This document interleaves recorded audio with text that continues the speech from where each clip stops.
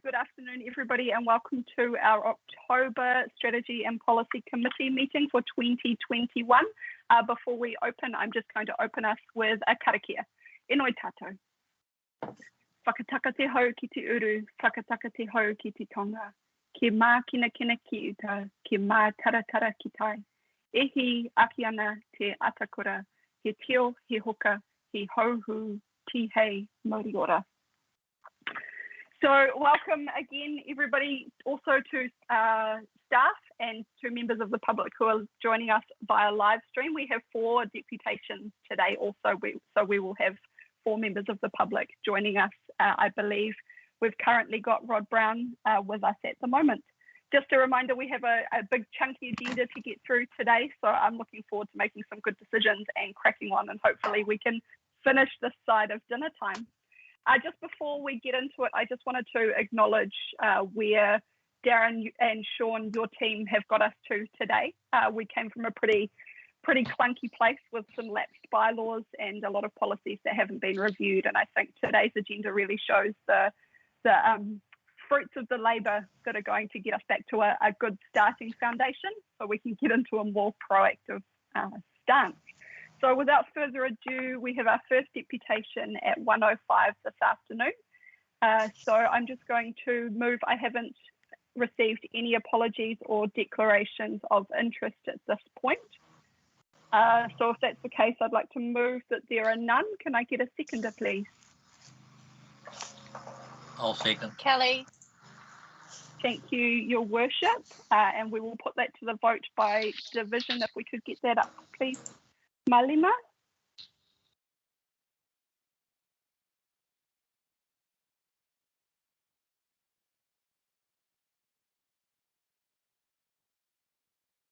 So move that the strategy and policy, that there are no apologies and declarations of interest. Moved and seconded.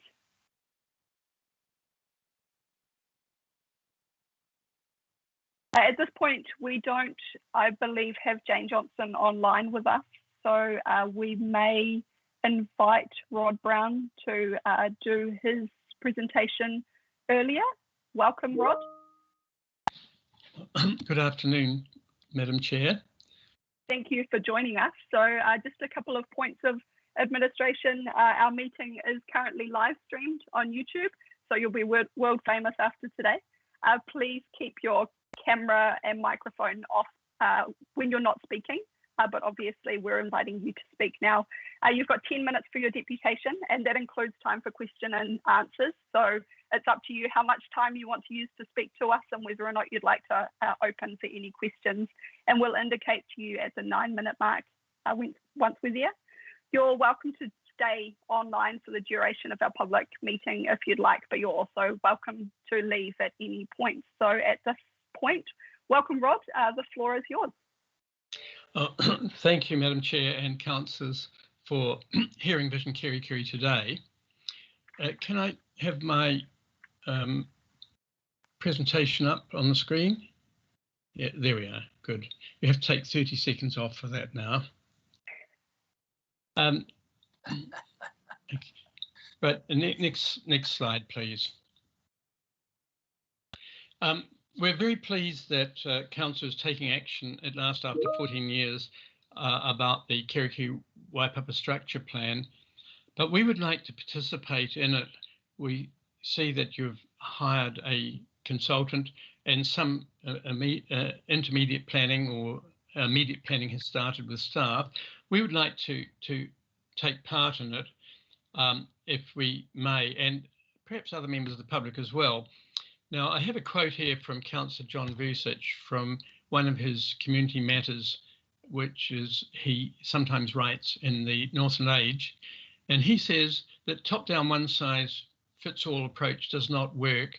The time is now for a different approach, and we agree with you, Councillor Vucic, and I read you every time you write in the paper, we follow you. So that's where we're at. So we think that a bottom-up contribution, a partnership, will be more successful if we can contribute to this, taking the structure plan forward. If we wait till the formal consultation on the plan, which is currently in your program, scheduled March and April, after it's been decided, that won't be good enough. From experience, we find that generally when we have public consultations, minds are often made up and we can have little influence at that point. Next slide, please. Next, please. Oh, yes. Now, the structure plan today, some things have changed since 2007. For example, the connectivity in Waipapa between the two different halves of Waipapa, which were separated, have now been resolved with the Cleanac Lane Bridge and the State Highway 10 roundabout, a very good infrastructure project indeed.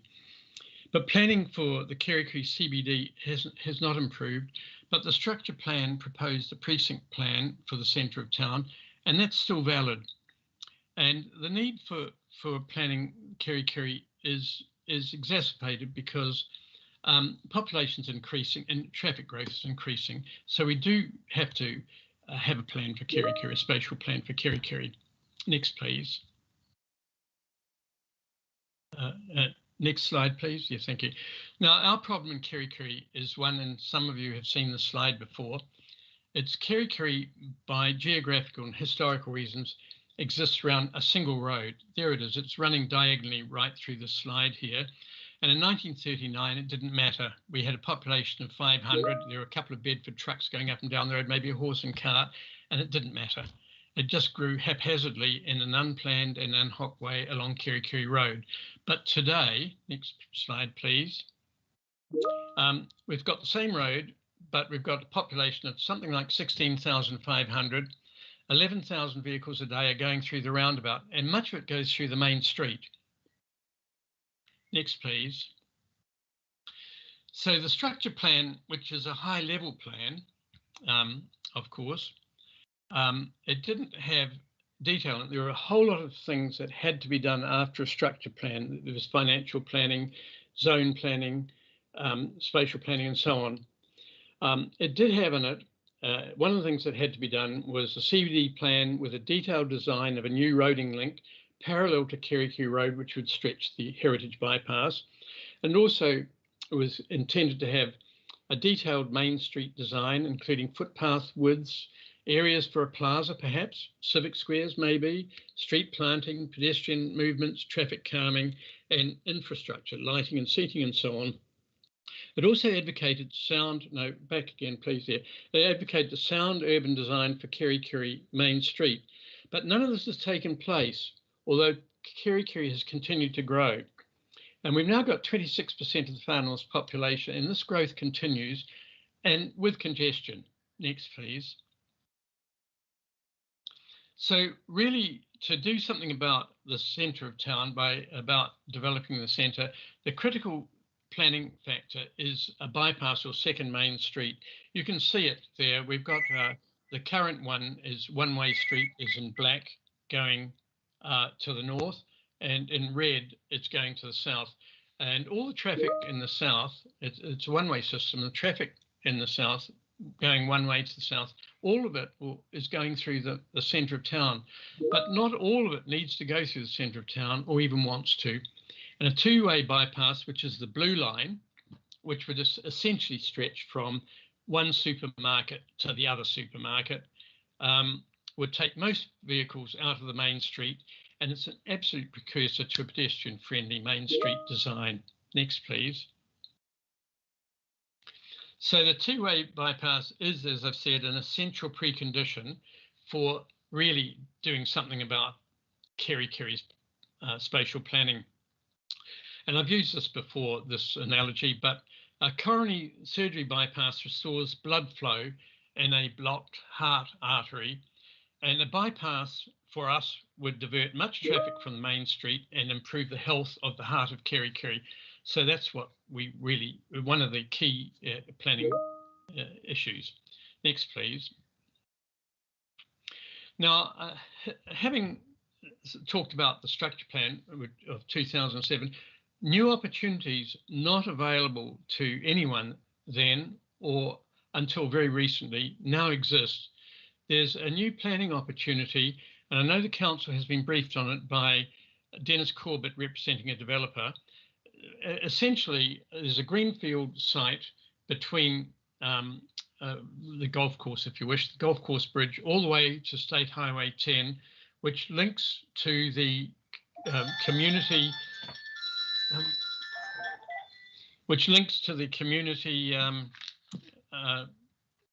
sports centre, which is being developed by council at the moment. Now, this opportunity we think is quite important. You can see along the bottom a red road.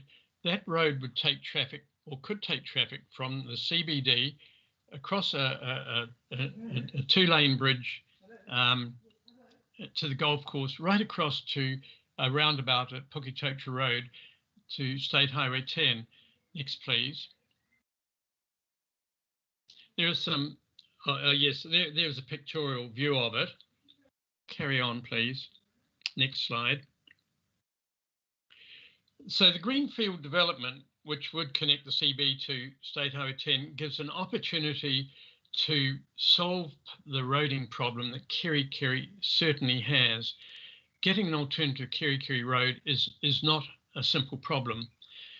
It would also improve the connectivity of the CBD with Waipapa, or Kerikeri with Waipapa. Now, the structure plan always intended two nodes. One node was going to be developed around Waipapa and one around Kerikeri, but they are separated by quite a big distance.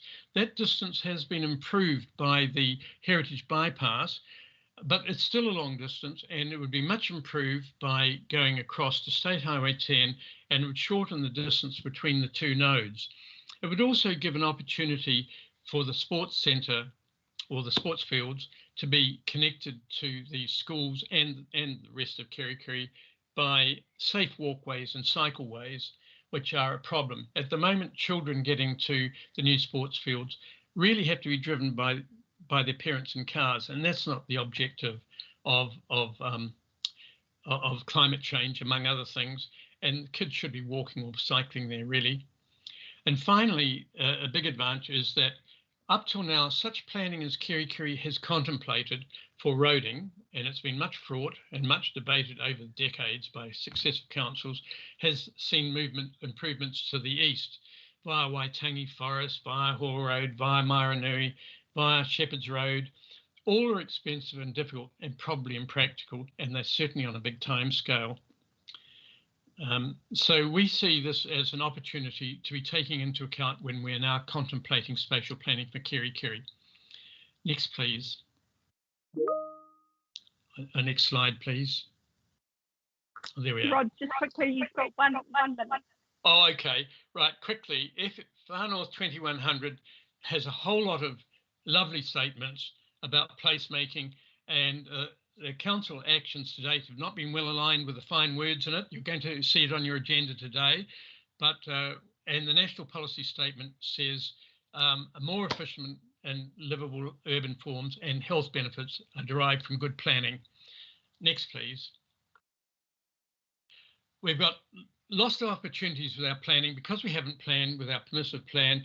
Endless cul-de-sacs and dead ends, 34 cul-de-sacs. So far, what tends to happen, a developer applies for to develop part of his land. Council usually is only able to put a slip road, and we keep actually blocking Kerikeri Road and these other main roads with more traffic coming in from endless side roads. Lastly, we have a big area. We're very dispersed. Next slide, please. In addition, I know we're dispersed, but any traffic we can take off the roads by improving cycling in facilities for children or for others to cycle, and safety and social connectivity are all planning matters which we'd like you to take into account, please. Thank you very much. Rod, thank you so much for your time and your presentation. Your passion is always very much appreciated at this table. I believe that we have a copy of that presentation, so it will be available to any elected members who would like it. And at this point, I'd just like to thank you for your time. Thank you. Thank you very much. How do I get off? So unfortunately, I've mixed us up a little bit, and I had swapped Rod and Jane around because Rod was here earlier. Welcome to both Jane and to Anika. So Anika Dickey is here to speak to us also on item 6.1, and Jane Johnston is here to speak to us on item 6.5. Jane, unfortunately, I'm going to have to ask if you are happy to wait until 1:25 for your presentation, and we'll take Anika Dickey next, just so that we can get back into the order that we were in. So Anika, welcome. You're welcome to turn on your camera at this point. Just a reminder that you live streamed this afternoon, so you'll be world famous. Thanks. Are we ready to go? Yes, you have 10 minutes for your deputation, and if you are wanting to allow any time for questions and answers, that needs to be within those 10 minutes. I'll give you a signal at the 1 minute call. The floor is yours. Right, I have done a brief presentation, so I'm hoping you can see the screen. Rachel, are you able to give me a thumbs up if you can see the screen? Excellent. All right. So I just thought I would briefly do a presentation on some of the feedback we've received from the community, as well as within our Kirikiri board, as well as some well-known local people who have lived in Kirikiri for a very long time. So really just briefly, having a plan that is workable is really important, I think, to make sure whatever we do or whatever plan we create, it's broken down into smaller, achievable chunks that have timeframes on them. I've always said plans are only good intentions unless action follows. And, you know, that's often in a business perspective, me being a chartered accountant, but it also applies really to any plan, in my opinion. Without having a plan with actions is really, it's without that we miss opportunities that may come our way, and we have seen that in the past around COVID. We didn't have any good plans that we could fall back on, well researched, you know, with all the homework done to be able to have those opportunities and be able to leverage off them. I have also found that people do respond better to visuals. Copious amounts of words on pages don't always resonate very well with people. They like to imagine or see themselves somewhere. And so I think visuals are really important with any plan. I think this is a really great opportunity. You know, in terms of spatial, in terms of district plan, and in fact, in terms of the announcement, I think it was at midday, the bipartisan agreement with National and Labour all around the urban design. I think it's a really exciting opportunity for Kirikiri. Obviously, we're not a big city, so we're probably not going to have a huge amount of focus on our region, but there's some really amazing things that are ahead for us. I think we've got some amazing transformational thinkers in our community. We've got really practical ones as well, and we've got exceptional doers. And I think it's important that we listen to the community, that you have a round table with some of these amazing thinkers to be able to create that spatial plan for our area. I follow quite a few different local governments, and Nelson is one that I am really excited about their city centre spatial plan. I'm hoping we can get to the website. You know, it has a little video of what their spatial plan, what they're proposing to do, so that people can visualise themselves or imagine themselves in there. And just some really simple pictorials with some briefs about what it is that they're trying to achieve. And I think that's a really neat way of presenting going forward. I think one of our, well, it's across New Zealand, it's not just Kirikiri, obviously, housing affordability is really important for your spatial plan. Where this housing is located and what form it takes is really critical.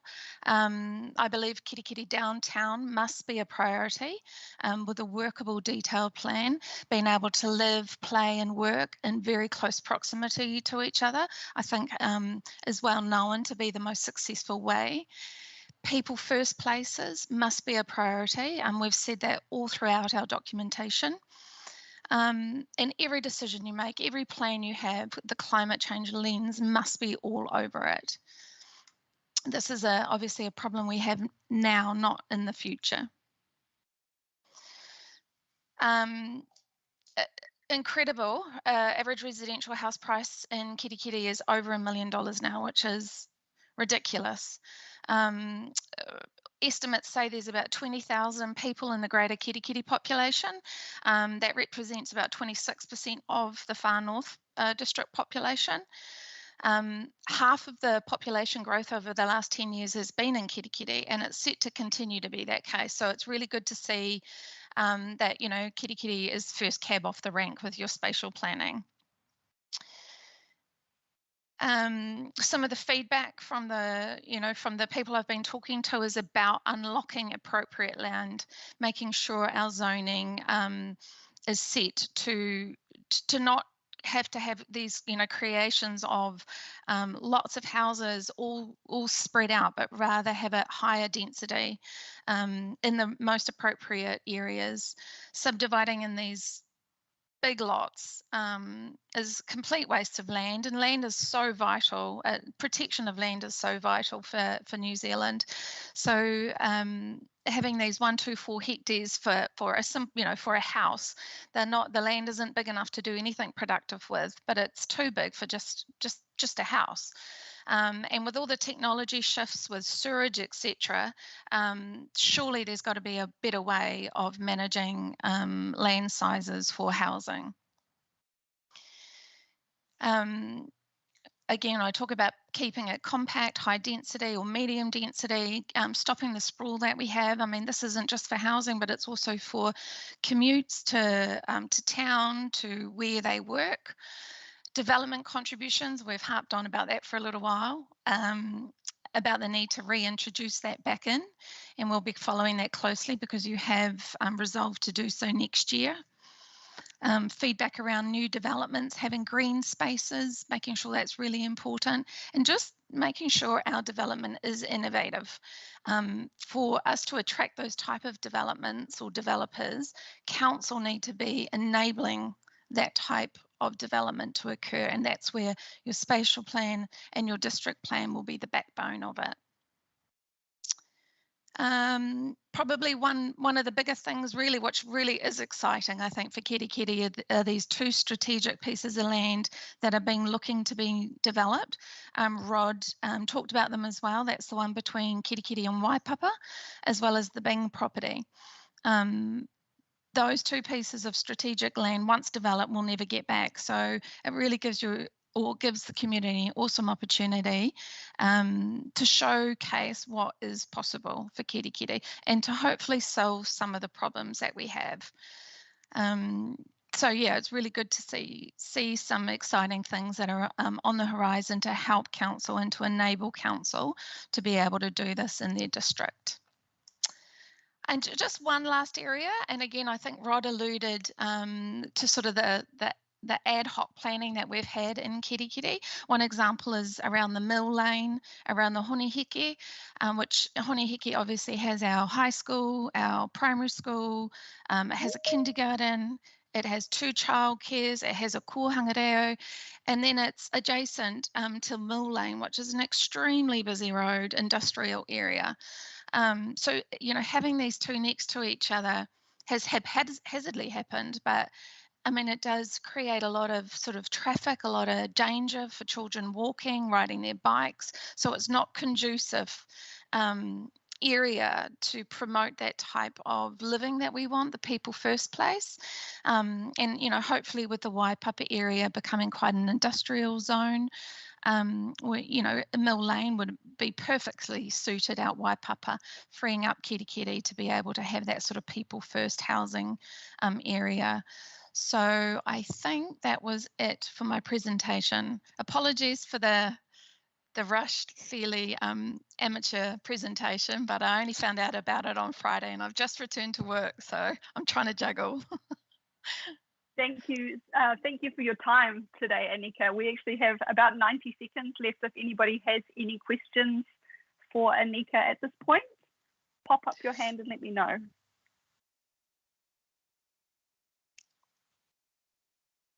Councillor Clendon. Yes, thank you. Yeah, thanks, Anika. That's good. Hey, I recall the first hour of Kerikeri public meeting, there were over 300 people. Yep. And the top of mind for just about everybody there was freeing up the centre of town from the traffic congestion. Do you have any reason to think that would change if you had another meeting today? Would there be a different priority, or do you think that's probably still top of mind for most people? Still top of mind for most people. I think I harped on about that at the long-term plan hearing a few months ago. I wouldn't see that changing. In fact, I would just see more and more people supporting it. I think it's really important for Kerikeri and the community. And I think Rod alluded to that quite heavily in his presentation as well. Cool, thank you. Thank you, Anika. Councillor Court, I note your hand is up if you wanted 20 seconds for a quick question. I just wanted to ask quickly if our carrier turned their mind to whether or not there should be some industrial and commercial provision in Kerikeri. If we shifted it all out to Waipapa, how does that support the growing retirement community that will not drive or cannot drive? I think mixed-use zoning is the way to go, but it's just how heavy the industrial zoning is down there when it's right next to an area that has a huge amount of schooling. So it doesn't seem conducive to what we want to achieve. And I mean, there's courier depots and all sorts. So the traffic movement that goes up and down those roads seems better suited out in Waipapa. We're not saying retail or anything like that, but it came up in the first meeting and it's come up ever since about that sort of Mill Lane primary school education area being right next to each other. And I think that was really valid feedback given. Thank you for that, Anika, and thank you for your time today coming and presenting to us, featuring on our live stream channel. You're welcome to stay for the rest of the meeting. Otherwise, you're welcome to leave and get back to your day. Again, thank you. Take care. Thank you. Next, we have Jane Johnston speaking to us on item 6.5. Welcome, Jane, and apologies for the delay if you'd like to turn your camera on now. We are a couple of minutes behind, but as I've stated earlier, we're live streamed today. You have 10 minutes to present to the committee, and if there is time within that 10 minutes for questions and answers at the end, then the floor will be open for those. Otherwise, if you wanted to turn your camera on, your 10 minutes is over to you now. Okay, I had turned my camera on, so I think it must be your end. Yeah, so I asked to speak to this committee because of the basically the sheer scale of work that's being undertaken in council at the moment under the strategy and policy umbrella. We're expecting a proposed district plan to be notified in November, and so having a look at all of the different things that are on the agenda today, we do want to suggest. So I'm speaking on behalf of Kerikeri Ratepayers and Residents Association and the Paihia and District Ratepayers and Residents. And within the committees, we expressed concern in the first instance around the Far North 2100 80-year outlook when it was notified back in March with a 1-month deadline for comment. And it was notified concurrent to the notification on the rates review, the long-term plan that included an updated 30-year infrastructure strategy, and the representation review. So at the time, we suggested to members that they focus their submissions on the formal or statutorily required documents and not to worry about commenting on Far North 2100.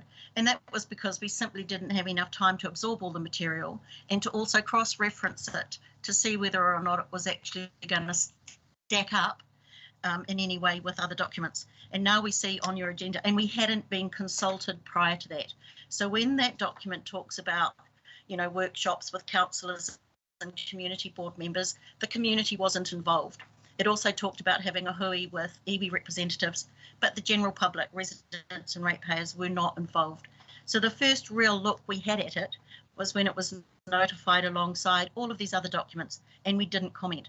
So now on your agenda, you're being asked to adopt that strategy, FN 2100, we would strongly suggest that you don't, and that you pick option 2, which is not to adopt it today and to let it lie, so that it can be put out again as a proposal that people get a chance to cross-reference it with the other things that are on the agenda.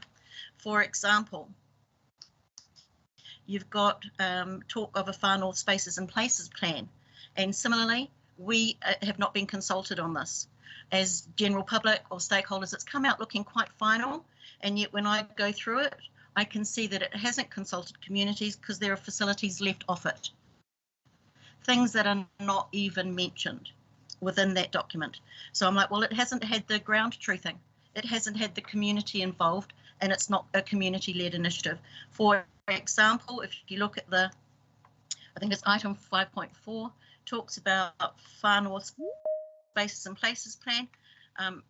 Had no idea that it was even being undertaken, and here it is, and there's no mention of things like the Bay of Islands Community Centre that we've been running as an incorporated society, separate from council, but alongside things like golf clubs and everything else. It's not even mentioned, or nor have some of the other uses that we've tried to get going at Bledisloe, for example. So I'm suggesting option B, don't adopt it, put it out for the reality check. Similarly, the updated spatial plan, we weren't consulted, we haven't been included in the development of that, we're still looking at it. We can see for then, of course, there's the quarterly report on what's going on, which we haven't really dug into. The talk about the built environments exposure draft submission, which is item 6.5. We wanted to note that because it's very ambitious, and including in terms of how it's talking about Northland and the far north. Now that becomes concerning when we're looking at the other things that we've already consulted on this year. We've got a new long-term plan with a 30-year infrastructure strategy that we can't see yet how it relates to the district plan that's about to be notified. And then there's talk of developing spatial plans, and they're being done after the 30-year infrastructure strategy has already been adopted. So I know, for example, there are limitations within the infrastructure, the new infrastructure that's just been delivered, and it's been done in an absence of consultation with the community around the spatial plan for Kerikeri. So I'd endorse what Rod Brown and Annika have just said about, working with communities. And people have already, it seems that staff already have quite well developed ideas, and a lot of the work has been done within staff and within council workshops. So sort of to round it off, I'm not sure how I'm going on time, but the point would be, you've got a lot of quite engaged community groups that have been badgering council for a long time for an opportunity to talk about the future form and functionality of their townships, and whether or not it's catering to roading or more accessible footpaths or better parking and so on. We keep making submissions and feeling like they get lost because we can't see them reflected when documents appear on your agenda. So I'm not sure how you can respond to it here other than, like I say, don't adopt Far North 2100, put it out for conversation alongside working on spatial plans, or in Kaiko it's been called a master plan. There's one already existing in Pai here that's been promoted, and some attempt to implement it. That hasn't been consulted with the community for over 10 years. It's 12 or 13 years old. And really come back to basics about identifying who your community groups are and working with them prior to going into workshops of councillors and staff, and ending up with quite well developed documents that you're now looking to consult on or to adopt, when really we haven't been included as communities. Does that make sense, Rachel? Could you follow what I said? Yeah, I'm absolutely. asking you, Thank you. you're the only face that I can see. All right, so I think I've got a couple of minutes, so any questions? You do. Thank you for that, Jane. You've got 4 minutes left still. So at this point, I'll open it up for questions. Perhaps just before I do, I'll just acknowledge the point that you've made about the enormity of workload and things that are going on. And I don't think that anybody in this meeting today would disagree with you. That's certainly not lost. But if anybody has any questions at this point for Jane, if you could pop your hand up and let me know. Councillor Court. Thank you, Madam Chair. Jane, just a point of clarification for me, please. What informed Far North 2100 was the work that the previous Deputy Mayor Tanya McInnes commenced in the previous term that informed the bones of it. Were you aware of that, and did you participate, or your organisations participate in that process in the previous term? No, because we weren't. No members of our community were included within the steering group that designed that. And what we saw was a vision statement that was very broad in how you might interpret it. A sustainable district of prosperity and well-being. Deputy Mayor at the time did come out to community groups, but it was basically to tell us that the project was being initiated. It was a facilitated process that enabled communities to have input to that statement.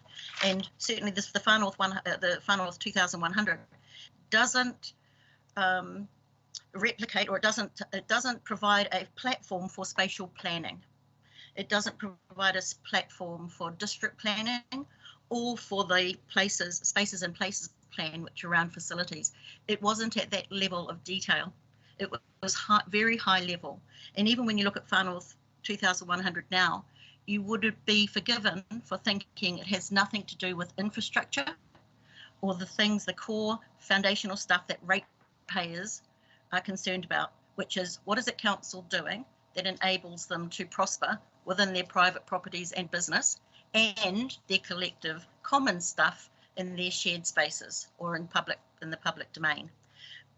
Most of it is around community, very much around social and community and high-level environmental goals. And in fact, there's a disconnect there where you look at the reaction that the public, the reaction to mapping significant natural areas doesn't bode well for an entire third of the Far North 2100, which is about restoring and sustaining and protecting our natural environment. So I'm just flagging it because the public, our communities, haven't been carried along on the process. It's been done separate from us with other partners. We're not sure who those partners are. There's iwi partners, there are some central government agency partners. But apart from that, amongst the community, we're at a loss to know who's being included. Thank you, Jane. I've got Councillor Foy for our last question. Yes. Thank you, Madam Chair. Hello, Jane. Kia ora. Morning. Jane. Afternoon. Yep. Yep. Hi. Jane, you'll be aware that our council doesn't have a growth strategy to align all of those statutory documents that you've identified and to consolidate strategy with infrastructure planning. And I guess the FN 2100 is a first step towards some sort of future planning, and as you said, somewhat absent of the infrastructure aspect.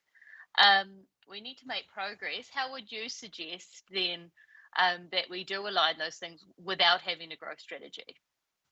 I honestly think, the Far North 2100 isn't really a growth strategy, and the spatial planning should provide for that. Unfortunately, you've got a de facto growth strategy in the fact that you have a 30-year infrastructure strategy, and that has flagged no growth in some areas and limitations on development in other areas.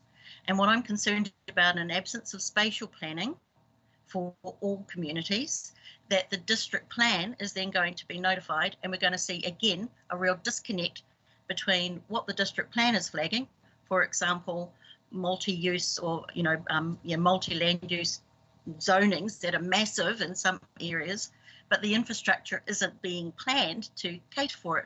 And it doesn't seem that there's been a test as to whether or not the infrastructure planning that's signalled in the 30-year infrastructure strategy can accommodate the level of development that's about to be permitted or implied through a notified district plan. So that's why I think the Far North 2100, rather than adopting it, it's a keystone document, sure, but it needs to be open to see whether or not it's actually helpful for interpreting either the new district plan or feeding into spatial planning or into the spaces and places plan.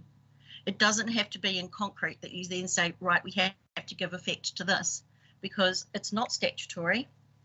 These other documents are statutory, and at the moment they're not speaking to each other. In fact, they are contradictory in some cases. Okay, so I endorse that the spatial plan for Kerikeri is urgent, and it shouldn't take too long because there's already infrastructure strategy planning that's gone on, and it's already provided constraints. So the district plan has to be truthful around those constraints. Does that make sense? Kia ora, Jane. Kia ora. Yeah, thank you. Fabulous answer. Jane, thank you for your time and coming and presenting to us today, and on a wide range of topics as well. It's really clear that you've taken the time to absorb our ginormous agenda in front of us today and others, so we really appreciate that engagement. Enjoy the rest of your day. Take care. You're welcome to stay on with your camera off. Thank you. Not a problem at all. Have a great day, Jane. Thank you for that. That brings us to our last deputation for the day today. So we have Jackie and Kath, I believe, from Healthy Families Far North, who are both with us. Tēnā korua, nau mai haere mai, welcome to our Strategy and Policy Committee for today. If you'd like to turn your cameras on, Kath and Jackie will be speaking to us today on item 5.2. Just a wee administration reminder that you are being live streamed via YouTube today. You have 10 minutes with us, and it's up to you how much of that you'd like to spend speaking to us. If there's any time remaining within that 10 minutes, then the floor will be opened to questions. But at this point, I'll pass the floor over to the two of you. Thank you.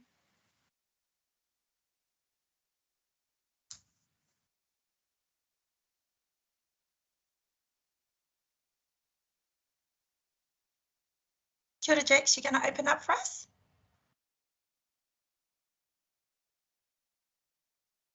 Oh.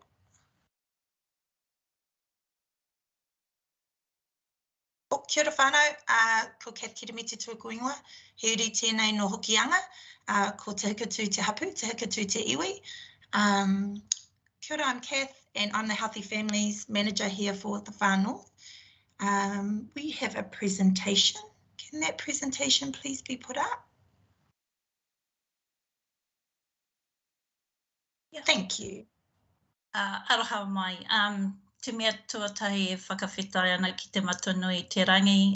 Kia tātou katoa ko hui hui mai nei tēnei ahi ahi.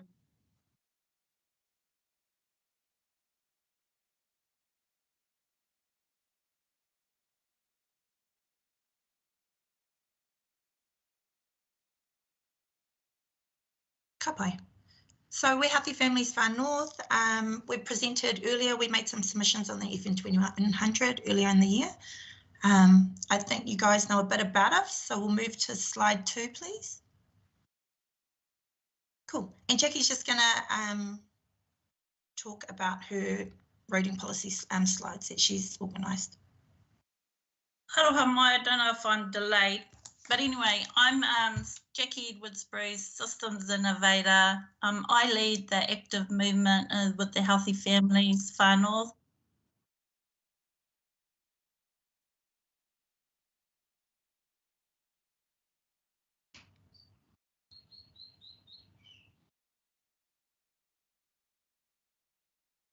Am I still there, Rach? Ka pai, ho, you're still there. There's a little bit of a lag, I think, but just crack on and we'll see how we go. So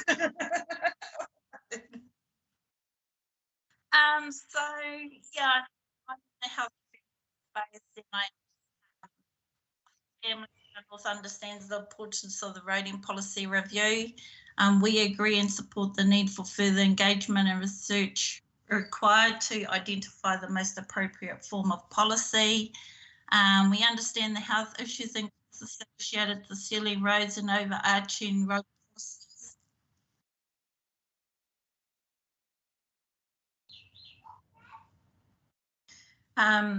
And just how might we work together to develop alternative solutions similar to Tūhoe Innovation, sustainable and environmentally friendly distribution.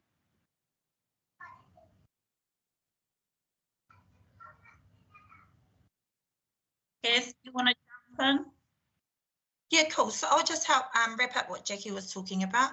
So what we've identified through engagement with our whānau is, and what we ask is that how might we get alongside your guys' experts, our whānau and Healthy Families Far North, to maybe look at a alternative temporary solution to the dust and our roading. As we all know, it's going to be a long-term gain to seal all the roads with the costs associated. The roading matrix, we think, is a great equitable way that you've been able to kind of order what roads are going to be sealed first, and we love that matrix.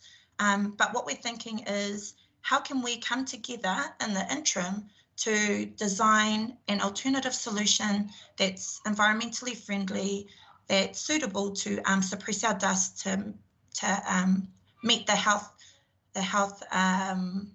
inequities that our whānau currently experience around the roads. So that was Jackie's roading. We actually had, wanted to quickly talk on the FN 2100. So that's where I come in.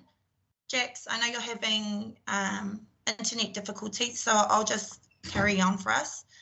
So collective, the FN 2100, and we made submissions earlier in the year, and we were really excited to see that a number of our recommendations and suggestions within our submission we've seen them in the latest document. And so that collective wellbeing space for us is, that's the space we love to drive here in the Far North. And so this is just a slide around that we all are actually on the same page. Most of us want whānau to have more time to spend together and more safe spaces to play together.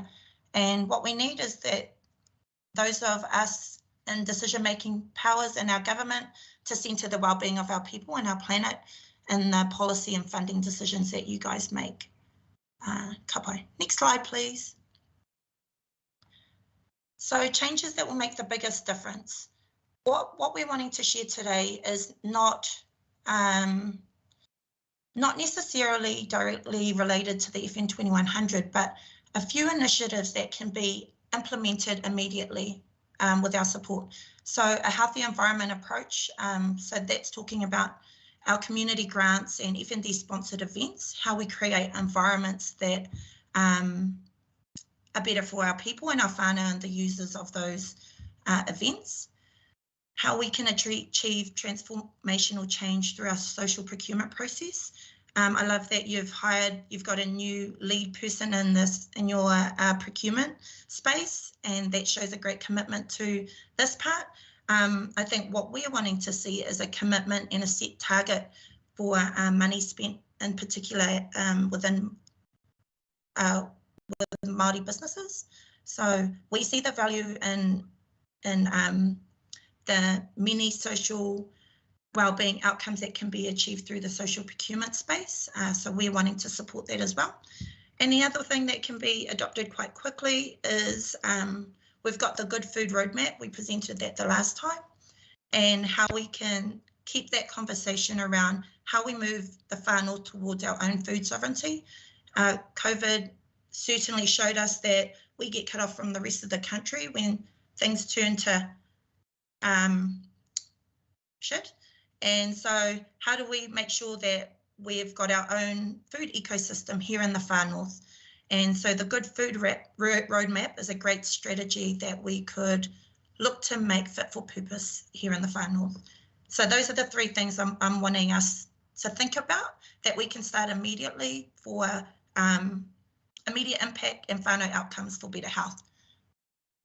Next slide, please. And so out of the three items that I'm sharing, I just wanted to explain the health promoting environments one a bit more. This is not something that we've been able to share with you guys. So the health promoting environments it's a commitment that's intended to support FNDC, your community boards, and our own community to increase healthy choices and options through different settings. So through our local, our community board funded events, our funding grants, any community facilities we have, and our leasing agreements that we have, what this does is maximize every opportunity to adopt our healthy promoting environment lens across all settings so that we can increase the availability and accessibility of healthy food and drink choices, reduce smoking and alcohol related harm, and increase opportunities that encourage movement.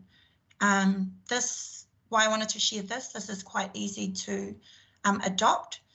We can try this in really small scales so that it's really low risk. This has also been utilised across the country, so there's really great data and research to show that we can have big social impact and changes through small initiatives that doesn't take the councils much to adopt. Ka pai. And last slide. So this is just a diagram that we worked with the workshop, and it's a great way to it's a great metaphor to explain the changes that we're trying to make. So it's an awa, and at the bottom downstream where most of us stand, we can see the problems that we all collectively want to overcome. And we know that as you get down the bottom of the awa, hands up, the awas run dry.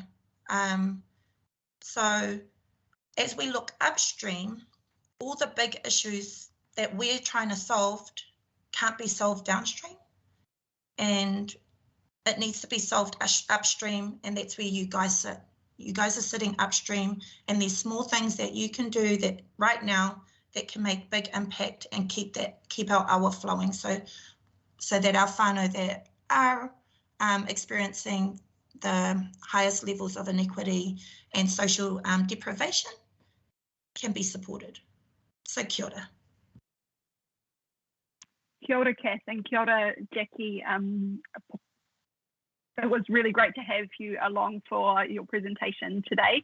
We have time for one question. If anybody would like to ask, the floor is open. I'm not seeing any hands up in the chat, which I think means that, as usual, you guys have just come along and blown our minds wide open, which I'm sure will make for interesting debate for the rest of our agenda. Councillor Court, did you have something you can see? Sorry, Madam Chair, I could see a hand up, but it's a bit difficult to ascertain whose it was. Thank you. I believe it was Marlena's just indicating the final movement. Councillor Clendon, I noticed your hand has gone up, so if you wanted to ask a quick question before we wrap up, the floor is yours. No, I'm sorry if that's gone up. It's been unaided by me, I have to say. Yeah, that's we far as seem I'm... to be having a great technical challenge day. Yeah, mine says it's down. So. Kath, and thank you, Jackie, for your time today and for your continuous engagement. Look forward to catching up with you both again soon. You've given us some really good food for thought and some conversations that as a committee we can definitely be continuing to have. So kia ora koroa, have a great day. Lovely to see you both. Take care. Ngā mihi whānau. Mauri ora. Ngā mihi. Ka kite. Okay, everybody, that brings us to the end of our deputations. Thank you for your engagement there. We're going to crack straight into item 4.1, confirmation of previous minutes. So I'm happy to move that the Strategy and Policy Committee agree that the minutes. Thank you, Councillor Stratford. Moved and seconded. Do I have any comments or questions? If not, I'll put it to the vote. If we could get the voting box up, please, Marlena.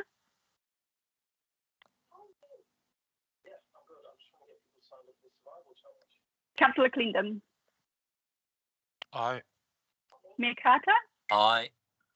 Deputy Mayor Court. Aye. Councillor Collard. Aye. Councillor Foy. Aye. Councillor Stratford. Aye. Councillor Tepania. Aye. Councillor Vucic. Aye. Member Ward. Yes. And that is carried. Thank you. Item 5.1, adoption of Far North 2100. Straight into the big stuff today, team. No easing into it. So we have a recommendation in front of us that the committee recommends to council, the adoption of Far North 2100 strategy. Do I have a mover for that, please? Councillor Court? And a seconder? Thank you, Councillor Stratford. At this point, Darren, I'd just like to pass the floor briefly to you and your staff for any introduction before we take question and answers and then move into debate. Thank you, Madam Chair. I'm really pleased that we had those deputations, because what that shows is that our community is engaged in what we're doing. So I'm quite pleased that we heard from those speakers today. And the last couple of speakers on healthy homes, I think for us just brings home the importance of what we do at the grassroots level of our community, which leads us into FN 2100, which is our 80-year strategy document, which we have been working on for the last number of years. Sorry, which is why I've got headphones on, my apologies. And so I think I'll just pass to Roger and I'll put myself on mute. Hopefully, I don't have the same thing happen to me today as well. There was a chance. Stuck the meeting up. Yep. So thank you. Through the chair, the report that's been put up, as Darren was saying, this has been a long time coming. There's been a fair bit of stopping and starting on this particular project, going back a number of years, and going back to one of the people who spoke to the deputation actually when they went to the council as well. In here is a brief summary about what's happened here with this document. It went for public consultation earlier this year. We brought it back to a councillor workshop in August, and the outcome of the workshop was to bring it to committee and for adoption. So that's been outlined in the document. There was a bit of background on some of the activity that's happened around this. There has been a number of workshops going back a few years ago, a wānanga, and also a summit as well. So really, for me, is just putting up this paper now as a discussion point on what next now for a strategy for the district, for an 80-year strategy for the district. Thank you for that, Roger. So just a reminder to members, my intention is to open up for questions that will help inform your vote and your debate. And then once we've completed questions, we'll be opening the floor for debate. So at this point, I'm just going to ask if anybody, starting with Councillor Court and then Councillor Stratford, if you have any questions you'd like to seek clarification on. Thank you, Councillor Court, Councillor Stratford, and then Councillor Vucic. Thank you. On page 25 of the FN 2100, one of the items, it says develop guidelines for partnerships with agencies and community groups. If we are to adopt this today, what governance comfort do I have that action point, for example, commit to collaborative projects in the 2024 to 34 strategic partners and agencies, blah, blah, blah. And all those other 6 points that are action items for the 21 to 24, what governance comfort do I have that those things are actually going to happen? Or is this strategy just going to sit on a shelf with no, just collect dust? And it just additionally, like that one there, develop guidelines for partnerships with agencies and community groups, that is one of our key, that's one of the keys for me, one of the goals that we are empowering community groups. So I'll shut up now, Roger. Do you answer? Is that, sorry, through the chair, is that through a question to me? Or staff, somehow. I believe we'll put it through Darren, so perhaps to you. Darren, it's up to you. Thank you, Madam Chair. Thanks for that, Councillor Stratford. Roger, you are probably best placed noting that you've been involved in the document.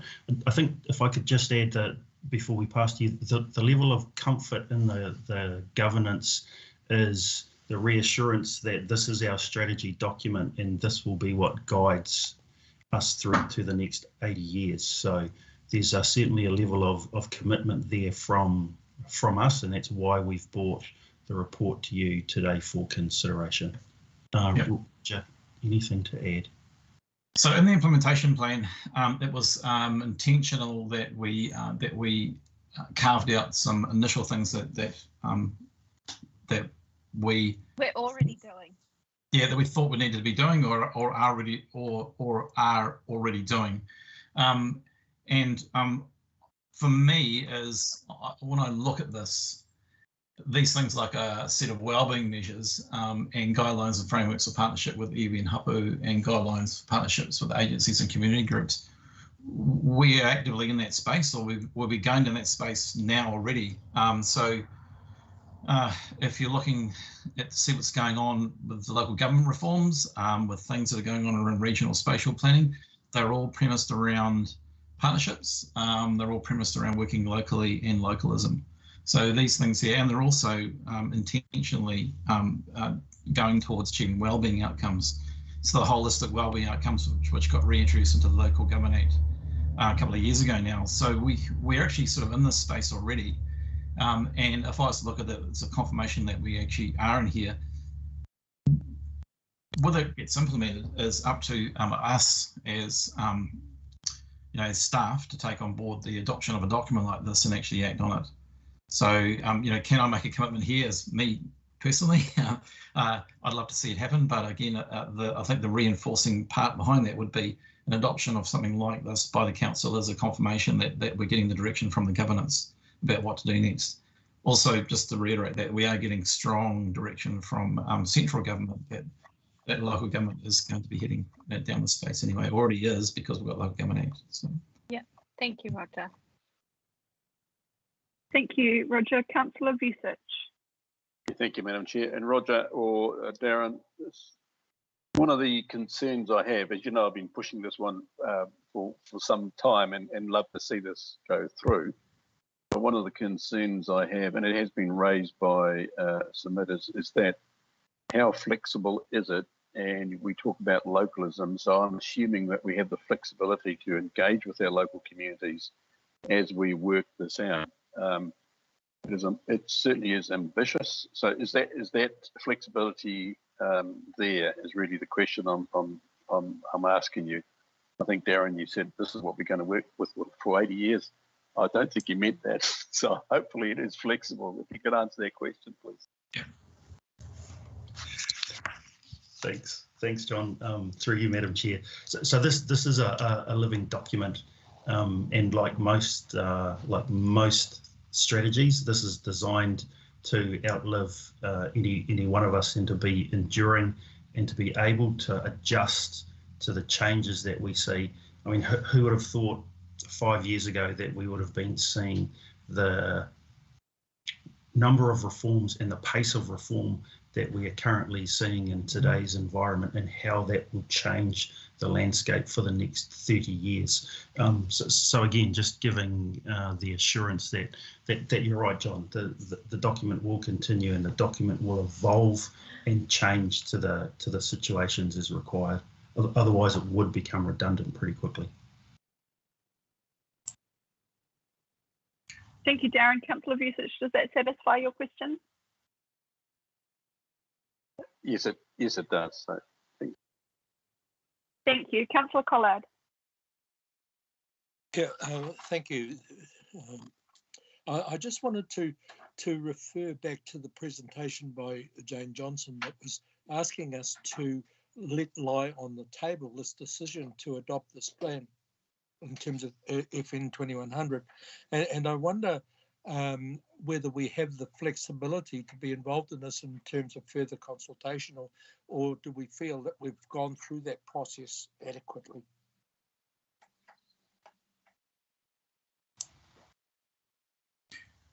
Thanks, Councillor Collard. Madam Chair, through you. And I think that really is one of the questions for the debate today. If we look at where the discussion started with FN 2100, and Deputy Mayor Anne Court touched on this when Jane Johnson was providing her deputation. The fact that this has been a journey, it started with the previous council in an earlier triennium. We're here today after consulting through the long-term plan. We received a number of submissions. Those submissions were presented to you at an earlier workshop. And so for me, it's really an opportunity for the discussion to be had, understand the level of confidence in the document, and to give guidance as to whether or not we adopt today, which is the recommendation of the report. Roger, just passing to you if you've got anything further that you're wanting to add. No, just the question is has it been through consultation? For me, we've outlined the consultation that we've done on this, and it is the point of debate. I would say it's a very good point to be debated today. Thank you, Roger and Darren. Sean, I noticed that you had your hand up. Did you have something to add to that answer?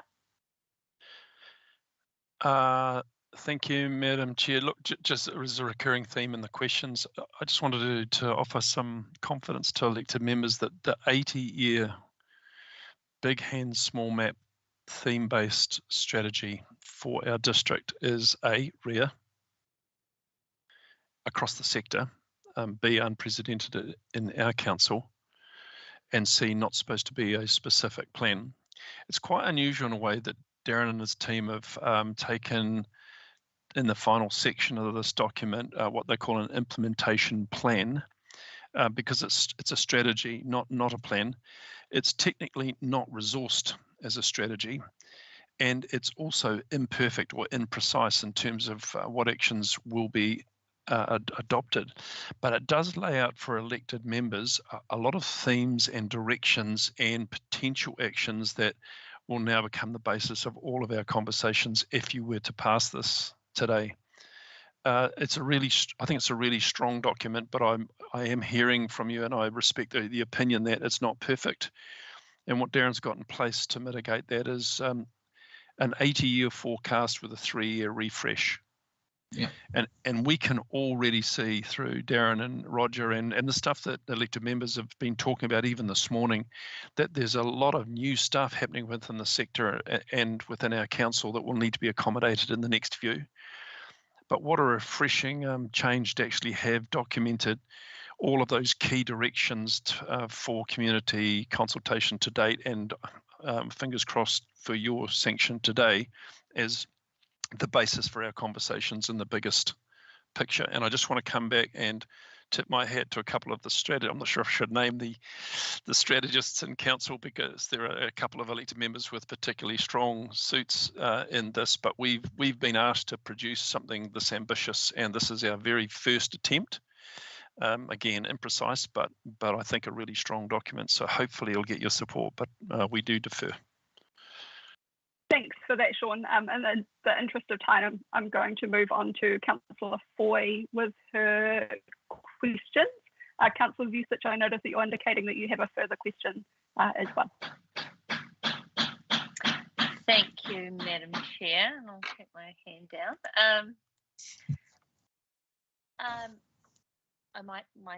My screen might die, and I've got a backup screen. Just for a few of the staff, I see that there's Andrew McPhee here as well. Yes, I can hear the hammering, Kelly. I just had a question, and I did sort of highlight it at the start to Jane Johnson, who did a deputation.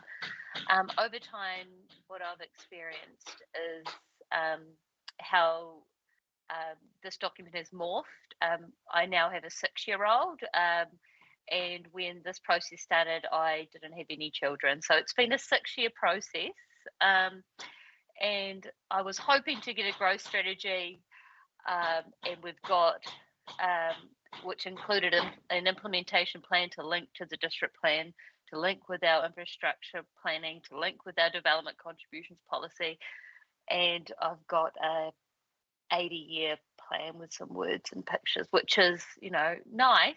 It's very nice, but some plans for doing would be my preference. So I guess my question for Roger, and if Roger can't answer it, maybe one of the other staff, if this is not the document to link all of those strategies and plan for growth over the longer time frame to align all of those documents, then what will that document be, and what is our time frame to get that document? Will it be another 6-year wait? Well, I'll answer the first question. So this document is intended to provide that direction setting, the long-term vision, which was articulated through the OVOV process, and it is to put in place the starting or the initiation work to get going and achieving that long-term vision, and also those long-term objectives which are stated in the document as well. So the implementation plan, which is a significant part of the document, is outlining a way forward. It's not fixed in stone, but it is a way forward, and it does articulate the initiations or initiation projects or activities that we would undertake to move down that path. It is broken out into the 5 drivers of change, which are in here, and again, those things there were picked up as part of the analysis that we did on what's actually going on, as a bit of environmental scan on that. So is it the document for that? There is further documents that need to be done. We talked about area planning in here as well, which is now moving into spatial planning as precursors for some of the things that we've talked about here and what you heard earlier to the deputation, that there should be informing future long-term plans and future district plans. Thank you for that. And the LTV, I just looked at the comments that came through, and obviously future infrastructure strategies, long-term plans should be directed from this higher order document. Thank you, Roger. Councillor Foy, are you satisfied with that answer at this point? Going between devices. Thank you for that response, Roger. I guess it was just to highlight as an elected member that I appreciate that something has been done, but this isn't the something that I was hoping would result. I appreciate that we need to move on to the next phase, and I really look forward to that. However, sorry. Can you hear me? My screen just died. I can. However, what I just wanted to highlight is that with our new district plan coming up, I see this timing of what we've done here and aligning that with our land use planning, our subdivision planning, and in particular our asset management information to allow for appropriate zoning as a risk. So I don't know if any of the district plan staff wanted to respond to that, but I know that's not on the agenda today, but the public can't see our workshops that we have. They can only see here what's online, and I just wanted to highlight that I see that as a concern, and I'm not sure how we're going to address that, but we can't do that time. Thank you, Councillor Foy. Because we are so restricted on time, I am trying to limit it to questions at the moment with debate time to follow. So perhaps if there is a direct question that you've got that you'd like to ask, if you could shape it up, and if we've got time, we could put that to the staff. But I've got Councillor Vucic and then Member Ward. Yeah, thanks, Madam Chair. Just a specific question relating to community plans. A lot of community have their town plans and community plans. We heard from Vision Kerikeri, some of the plans on that particular community, and also community boards have had plans. So the question is, that how those are all included in the final 21. Is that the case? That's not been ignored, or the value of those plans are not being ignored. Is that correct? No. So to answer that question, in the implementation plan, it talks about the guidelines that we discussed before. The next stage after those guidelines is actually to do a stock take of plans and strategies that iwi and hapu have, and also the plans and strategies that community organisations have as well. So not to be, that's the next stage, and that's after that. So if you're looking at the driver of change 1, there's 3 sort of seed things. There is the wellbeing measures, the guidelines for partnerships with the iwi and hapu, and guidelines for partnerships with agencies and community groups. And then the next stage would be doing a stock take, seeing what's actually out there already, and how those are brought into the long-term planning that we're doing here. It's on page 25. Thank you. No, that's great. I just wanted to highlight it to bring comfort to people. Yep. Thanks. Thank you, Roger. Thank you, Councillor Vucic. I've got Member Ward and then David Cleandon. Thanks, Madam Chair. Roger, you basically just answered my question. I think I was really just concerned about Jane referring to the omissions within the documents, and I guess my concern is how we will monitor with lengthy timeframes and without having to wait for LTP, how we will capture and monitor a lot of the, before each review, a lot of the information within the communities and the ongoing changes. But I think you've answered that within the community and iwi hapu plans. They're all living documents, so it's how you'll monitor those and capture them, I guess, in the FN 2100. Thanks. Thank you, Belinda. Councillor Cleandon.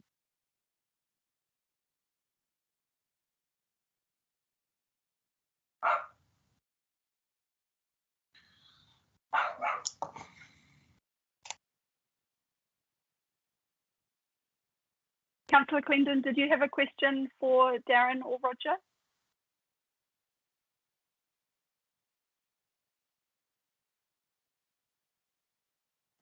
He just barked at us. I might just ask my 2 questions, and perhaps if Councillor Cleandon has them, then we can come back to that. So, Roger, my 2 questions, or sorry, Darren, either way, were around. Sorry. A significant amount of the implementation plan sits in the current LTP cycle. So I'm just looking for confidence that that is currently resourced for success. I'd hate for us to adopt something and then not actually have the ability to deliver what we're saying we're going to deliver. And then my other question was just in response to some of the concerns that Jane Johnson has raised today. What would the review process look like? Would that be an internal review, or would there be an element of co-design involved in that, which I understand would be quite potentially quite a lengthy process? So just wanting to get an understanding of that. Those are my 2 questions. Thank you. Darren, do you want me to talk to? On the resourcing, I can talk to that. Yes, please, if you can, Roger. So for me, as the first step is actually adopting this, and I guess that sets the direction. In here, the things on adoption, and obviously we're now in a long-term plan period right now, 21 to 24, which means that effectively we're sort of into the next tranche of plans and projects to implement Whānau 2100, if you're looking at this here. So we'd probably have to move things forward slightly on the adoption to make sure that we're doing things in an order on this in this implementation plan. So when this was put together, it went for public consultation back in April. The intent was that we would potentially be adopting that before the LTP kicked in and starting that process. So probably behind a little bit on that. For me, are we resourced to do it? Well, that's the question that that we need to address internally if we're going to adopt this and have an internal conversation inside the council on the resourcing. We've got some skills in this space spread around the organisation, but we need to consider that and have a look at it, and also whatever's been allocated in the long-term plan as well.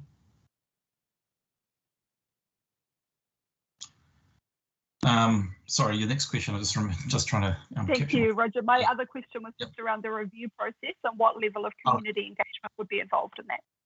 Yeah, well, again, so we've come to this place here of putting a long-term strategy, 80-year strategy up for adoption. If it doesn't, if the decision today is to take it back up for public consultation, then we need to consider what that would look like, and it could take any form. It could go right back to a discussion document and treat it as a discussion document, have two rounds of public consultation, and take it wide and far. We could run that public consultation for a month, 2 months, depending on what the what the councillors would like to see around taking it back up for public consultation.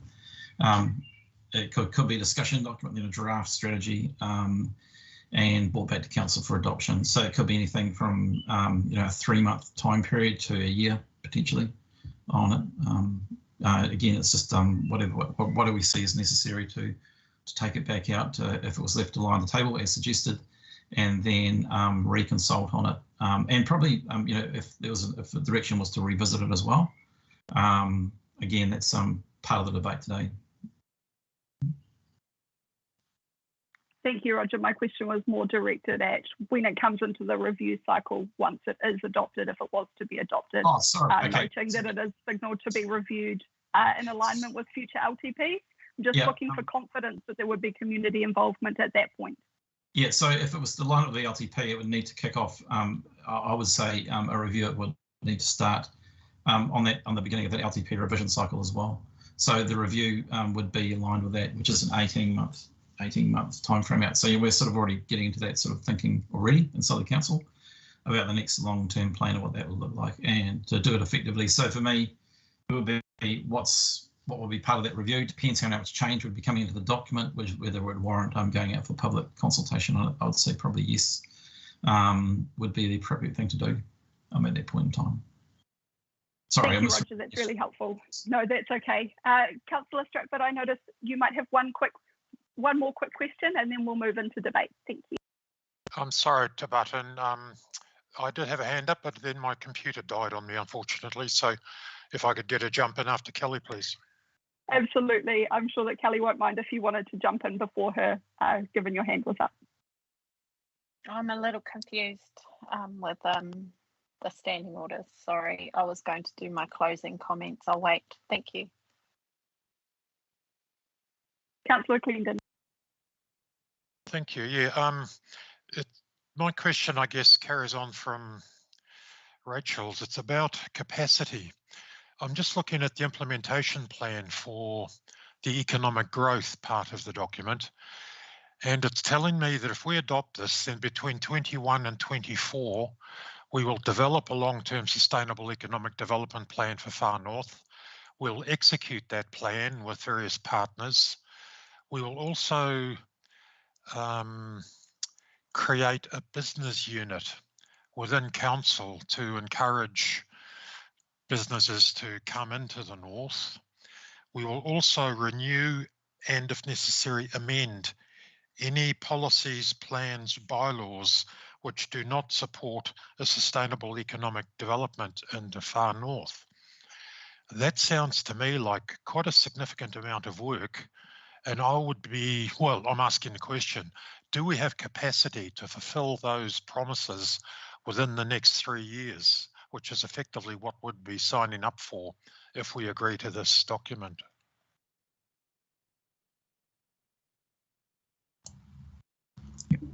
Roger, can I have a crack at that, Darren? Sure. Through you, Madam Chair, I kind of regret that we've called this an implementation plan, Darren, because it was ambitious to be really pointy about what kind of things we wanted to lead in the conversation between elected members going forward. But if we went back and I don't think it needs reviewing, by the way, but it may help the councillor to think of it as implementation recommendations. And in the discipline of good strategy making, that's the way we should think about a final section to a strategy. A plan is different. Every strategy can have 1,000 plans. The strategy remains constant for at least 3 years. The planning is something that elected members will guide us through, change their minds on, adjust to shifts in the environment. We will have a lot of plans as we go, just as we have a suite of plans to run with at the moment. Whenever we come back to write a new annual plan, write a new LTP, write a new financial strategy, an infrastructure strategy, or even respond to an external agency's call on us, like Sports Northland, for example, this 80-year strategy with its theme is the go-to place.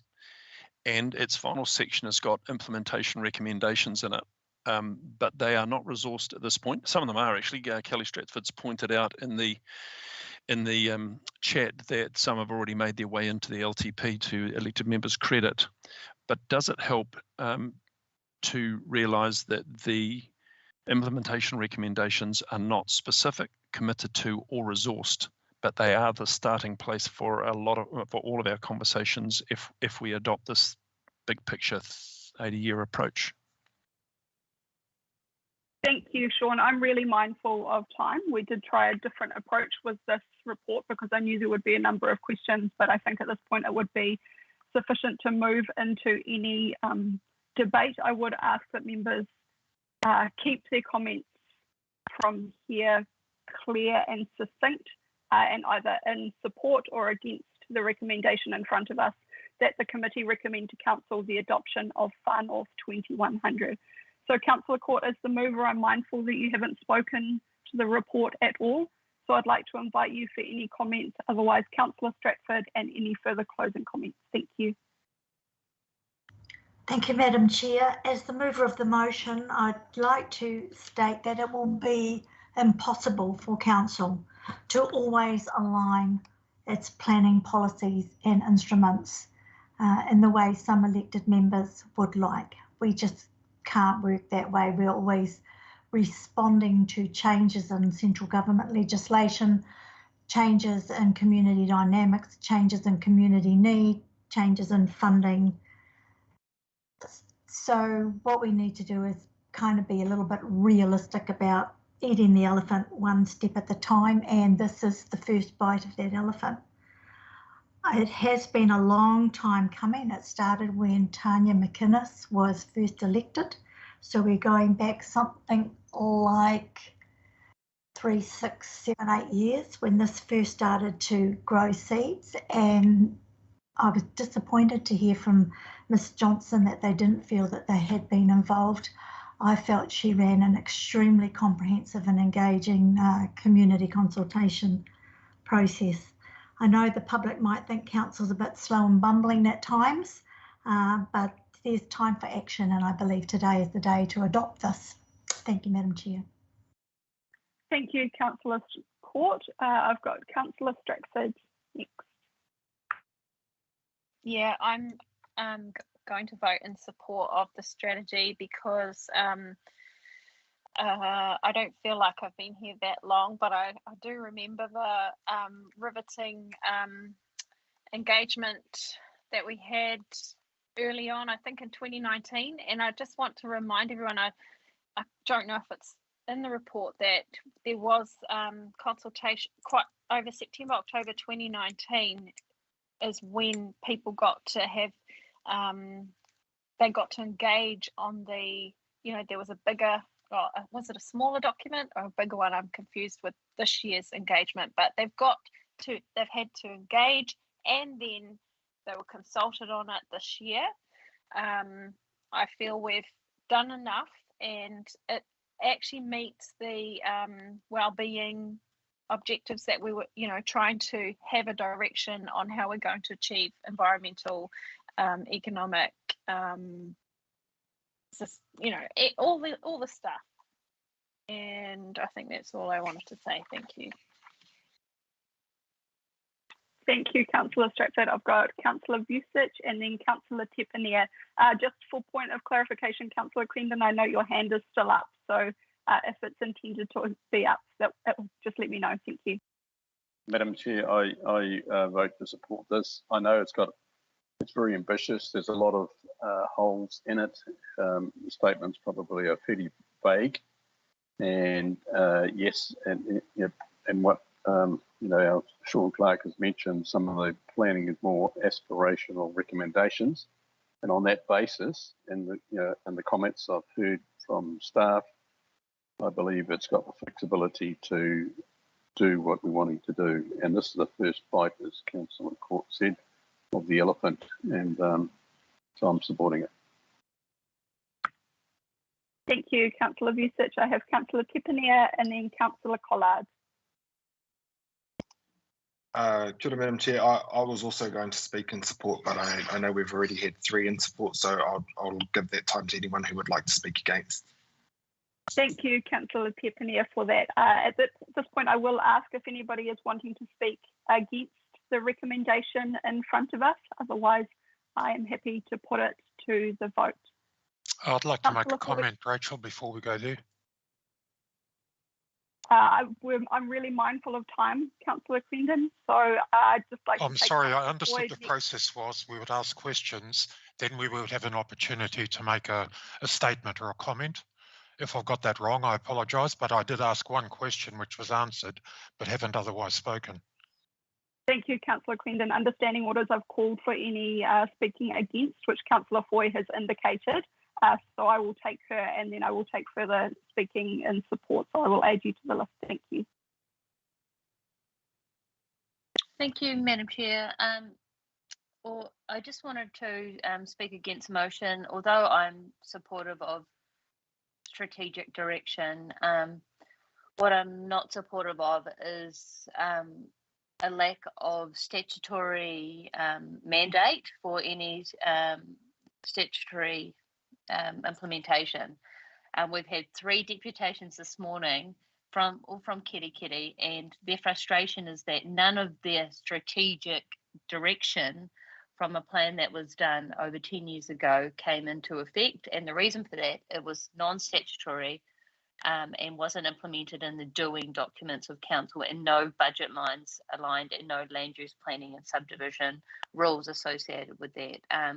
So although in principle it's great that we've got this document, I'm going to be voting against it today just because I'm just really disappointed it's not spatial, and I don't think currently it aligns with the original intent that elected members had. So that's my reasoning today.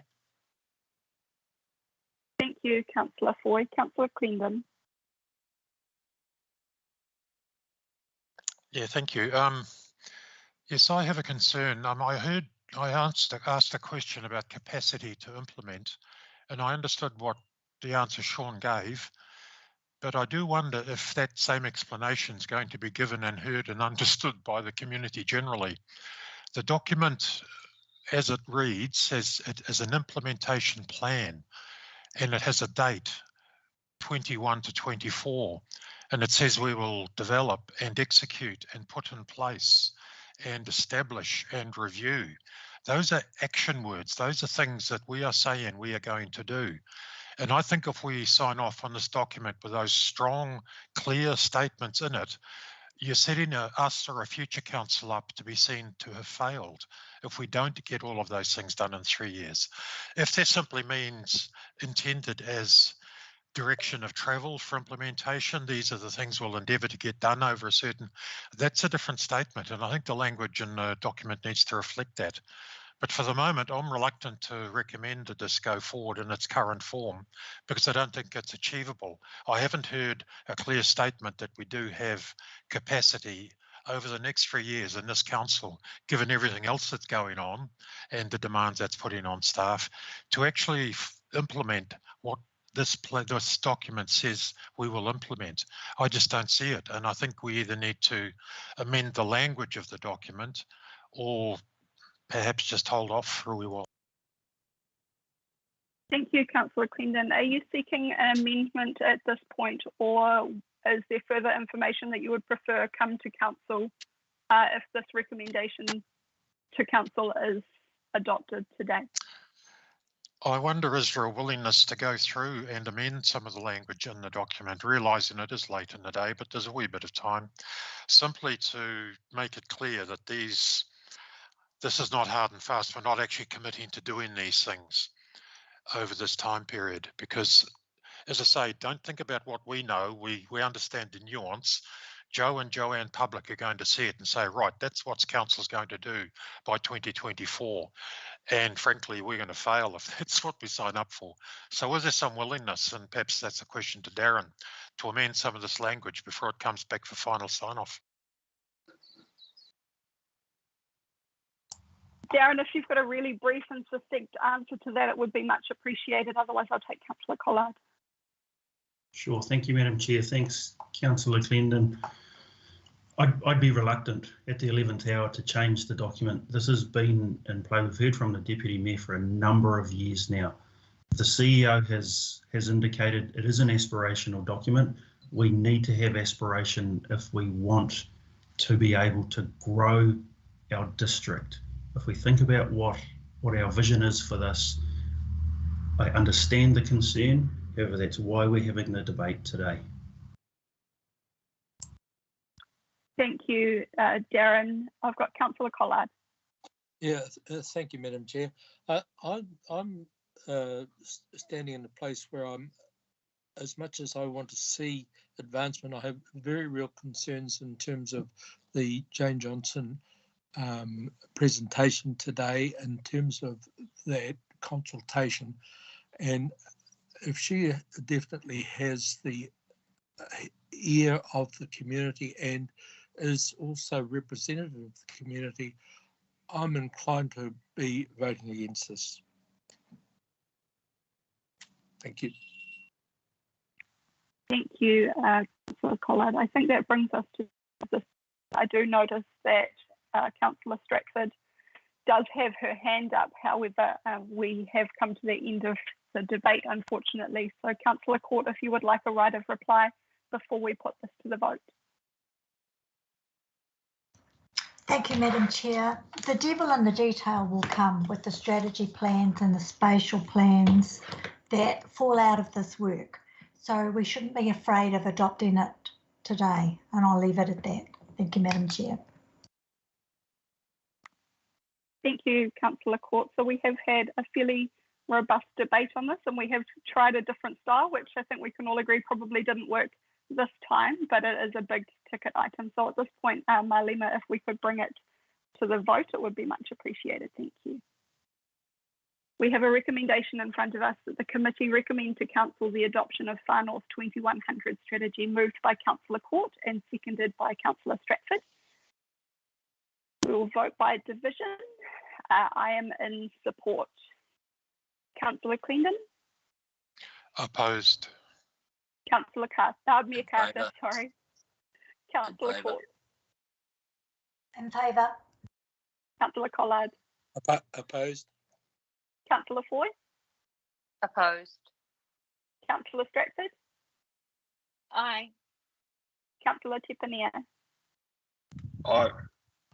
Councillor Vucic? Aye. And Member Ward? Support. So that recommendation is carried, and I'm sure we'll all look forward to further debate on this at Council. Thank you for your indulgence and for the cooperation of staff on that one. It was a long time coming, so I'm sure that it will be good to move forward with this now. So that brings us to item 5.2, the roading policies review.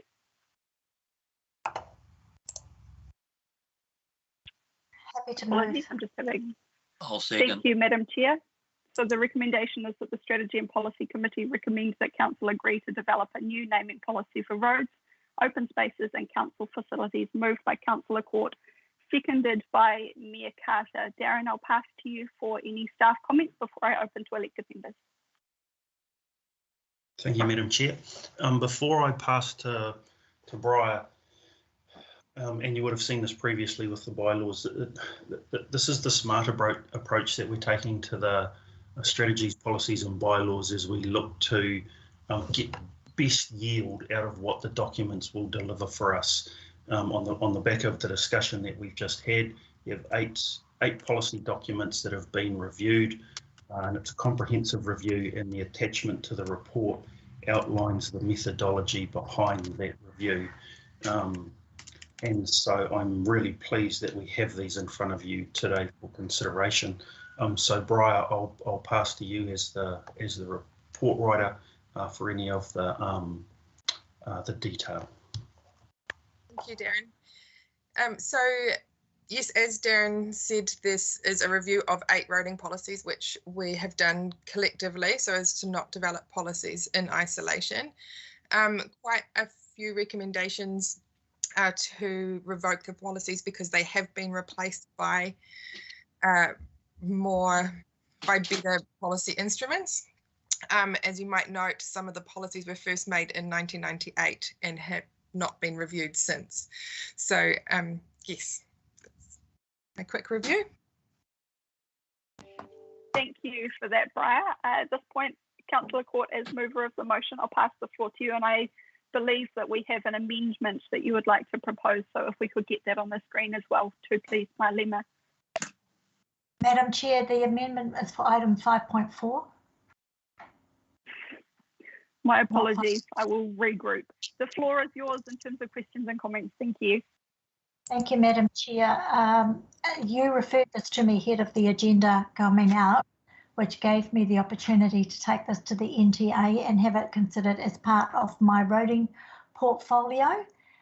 The NTA have had a look at the recommendations in the report and have subsequently provided an email in support, primarily based on the fact that a number of the strategies that Briar is recommending are revoked, no longer align to Waka Kotahi funding instruments, but have been picked up by other funding instruments, particularly for the benefit of our earlier deputation, DUST. And the other ones are going to be rewritten to meet the modern legislation and the modern funding instruments. It was an extremely comprehensive report. So I think it's self-explanatory, and I won't take up any more time repeating what Briar has addressed in her report. Thank you, Councillor Court. Mayor Carter, as seconder of the motion, would you like to make any comments or ask any questions before I have Councillor Stratford and then Councillor Vucic? All I want to do is vote on it in favour. Thank you, Mayor Carter. Councillor Stratford. Thank you for that. I'm supportive of A, but for B, where it says that in the report somewhere it'll come back to this committee, something or other. Is that going to include going to community board and public consultation after that or before?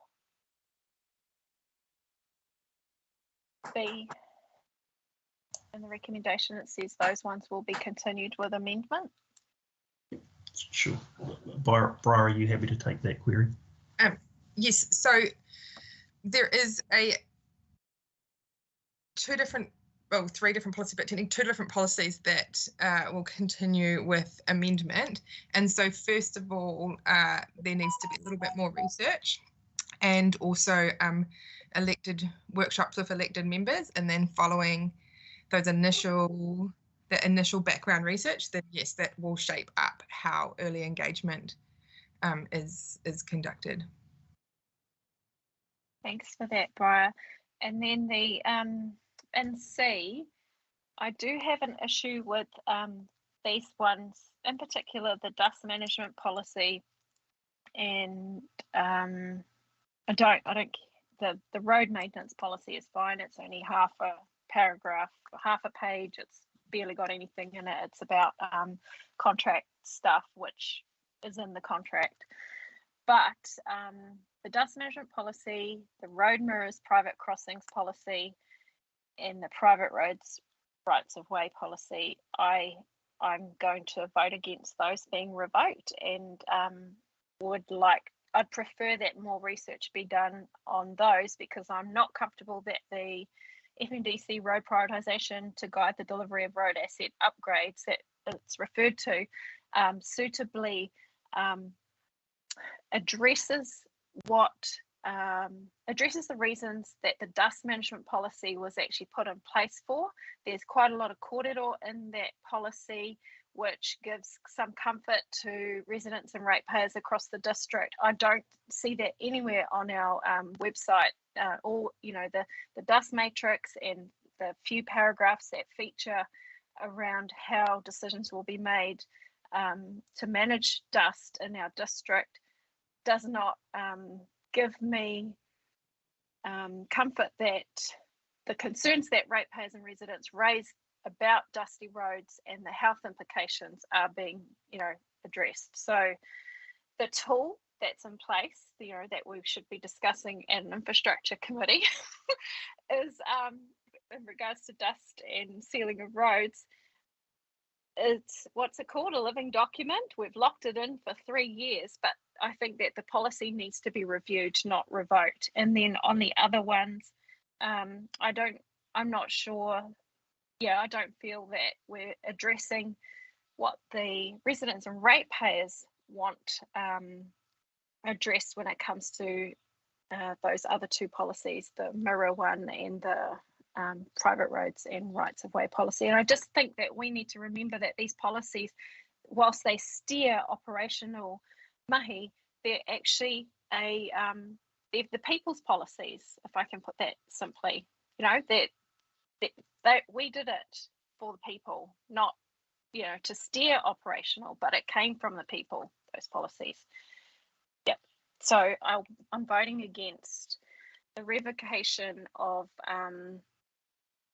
the one in C, all the ones in C except the road maintenance policy. Thank you. Thank you, Councillor Stratford. Darren, if yourself or Briar have any points that you could make in response to Councillor Stratford to address her concerns. Otherwise, Councillor Stratford, am I hearing from you that you would like to vote on each of these individually? Thank you. Darren. Yes, please. Sure, thank you, Madam Chair. If I can reflect back to the last deputisation that we received, the Healthy Homes, they spoke very strongly of the dust matrix that Council has adopted and how that is supporting their kaupapa. So I would remind us of that discussion in considering this report that's in front of you today.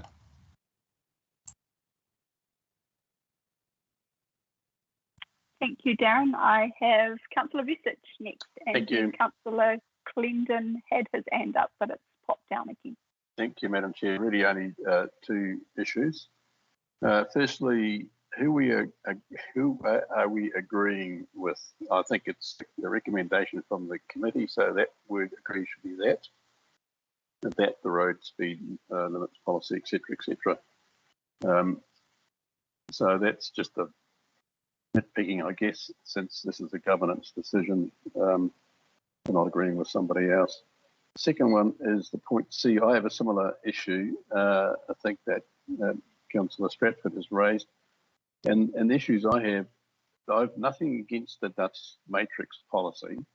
We did that to try and have governance step out, and it then follows the rules, so that the selection is done in a manner where elected members don't interfere. But a policy lays out the rules very, very clearly. And I have looked online. I know it says it's all online, but I can't actually find the rules, which I know are in the dust matrix, spelled out for the public. We need to spell that out clearly for the public, what the rules are. And some of those, I do know what they are, but it has to be out there in the public is what I'm saying, so that they can actually see the detail and how it's calculated and how the formula is put together, so that they can then have that confidence that all of that is being followed, and then they can see how it fits. Because I do get a lot of questions, and as we do know, that people have been challenging how the dust matrix roads are there. So I'd like that to be clear. Just like a policy spells everything out, that lays out the rules, we need to lay out the rules. I'm not worried about the list. The list is the result of applying the details and that the rules. And those rules are owned by governance. We determine that, and then we step back and then the list. So that's one thing. I do, yeah. So I'd like it to be voting in parts. Thank you, Councillor Vucic. Councillor Clendon, did you have your hand raised and want to speak on this item? No, thank you. Thank you. At this stage, I can't see any further hands. Sorry, Councillor Foy. Thank you. I just had a question for Briar or one of the other staff in regard to one of the matters in C that Kelly raised, the private roads and right-of-ways. I just had a query about that and what are the instruments that council staff have in order to ensure that those matters are triggered without having this policy in place, please? So private roads and roadways, the components of that policy is covered in our district plan. Yep. What chapter and what rules does that relate to? I don't know. I think I'd need to get someone from our district plan team to answer that because I don't know off the top of my head. Sorry. I can tell you the reason why I'm asking that question, because there's lots of things that can happen within the permitted baseline. For example, building a house, and how is someone in the PIMS department who does the planning check able to know how many houses are off a right of way? And how are they supposed to know what the actual standard of the road is? And how are they supposed to count the number of users? Yes, subdivision is a trigger. However, land use is another aspect. So I'm just wondering, if we're going to revoke this, are we well informed about the potential unintended consequences of land use activities that haven't been considered as part of this revoking of this policy? So do you have an answer to that question? Thank you, Councillor Foy. Darren, I might ask if anybody from the district plan team is available to answer that and address Councillor Foy's concern. Thank you, Madam Chair. I see that Greg Wilson's in the room, so he might be able to provide an answer, noting that we weren't anticipating that level of detail in relation to the paper. So, Greg, if you're able to assist with Councillor Foy's question. Thanks, Darren, and thanks, Madam Chair, for the opportunity just to respond to that question. Yes, the subdivision chapter and the transport and access chapter of the district plan provides those triggers. And as Councillor Foy mentioned, there is some permitted baseline issues that could be create some gaps in that policy framework. Notwithstanding, that's part of a draft district plan process, where we also have draft engineering standards that are also informing that space. So it's, in a sense, a live discussion with respect to how we best address those effects, those environmental effects. Thank you, Greg. Councillor Foy, did you have any further comments to make? Yeah, and thank you for that response, Greg. I just wanted to highlight the basis for my debate today is that I see there is a hole in land use. I see there is a hole in terms of the trigger, and that's why the policy was there. I can see that it is an issue to actually know that it's been triggered or not. So I agree with Councillor Stratford to not revoke the private roads and right-of-ways policy at this time until that matter can be addressed. Thank you, Councillor Foy. Councillor Stratford, can I perhaps invite you to think of some wording, I think maybe if we can get some guidance from governance, but I think if we were to vote down C, that would ease that journey. And what I'm hearing from the committee is that this isn't about ending the journey, it's just about doing more work. While you're working on that, Councillor Stratford, I just wanted to speak in support of this report. I fully admit I had to read it 5 times to really get my head around it. It's a massive, massive piece of work. The concerns of the committee, so I will note that. Councillor Stratford, are you looking to make an amendment at this point? I've just popped something in the chat. Madam Chair, can I just get some feedback from perhaps Darren and Briar? I mean, I don't want to add to your workload. What happens if we just leave the dust and the private roads and right-of-ways in place for now? The biggest concern, especially for the private road and right-of-ways one at the moment, is that it is a duplication of what's in the district plan. So it does mean that moving forward, every time we make changes to the district plan, we also need to make changes to this policy and so forth. And so that duplication doubles our workload, but it also, at the moment, for example, the 2 policies don't align. And so that means that there is, within our communities, things are unclear. And so you've got the policy saying 5 roads, and you've got the district plan, which I believe says 8. And so we do have an issue there. The same with the dust policy. I believe that the dust matrix far supersedes the dust policy. It's an incredible piece of work, that dust matrix. It is very equitable, and I don't believe our dust policy does it justice. The dust matrix, yeah, so again, you'd end up with that duplication, having to review two things at the same time, and them not aligning, the potential for misalignment. And so those are the risks of doing nothing to those policies. Yeah, so the perhaps the amendment I'm seeking is that they are amended, you know, reviewed and amended rather than revoked. So if I go to the dust matrix, it is supported by some general facts and frequently asked questions pages, and you find it by going to the July agenda from earlier this year, is it? There's no other way to find this. So the information that is in our dust management policy and in the dust matrix needs to be brought together and made into a policy, because dust it's a huge issue. In 2014, was it, Deputy Mayor, Ngā Pipitō residents blocked the road out there to, you know, seek action on roads that weren't getting any dust mitigation. We weren't doing dust mitigation until, what is it, 3 years ago?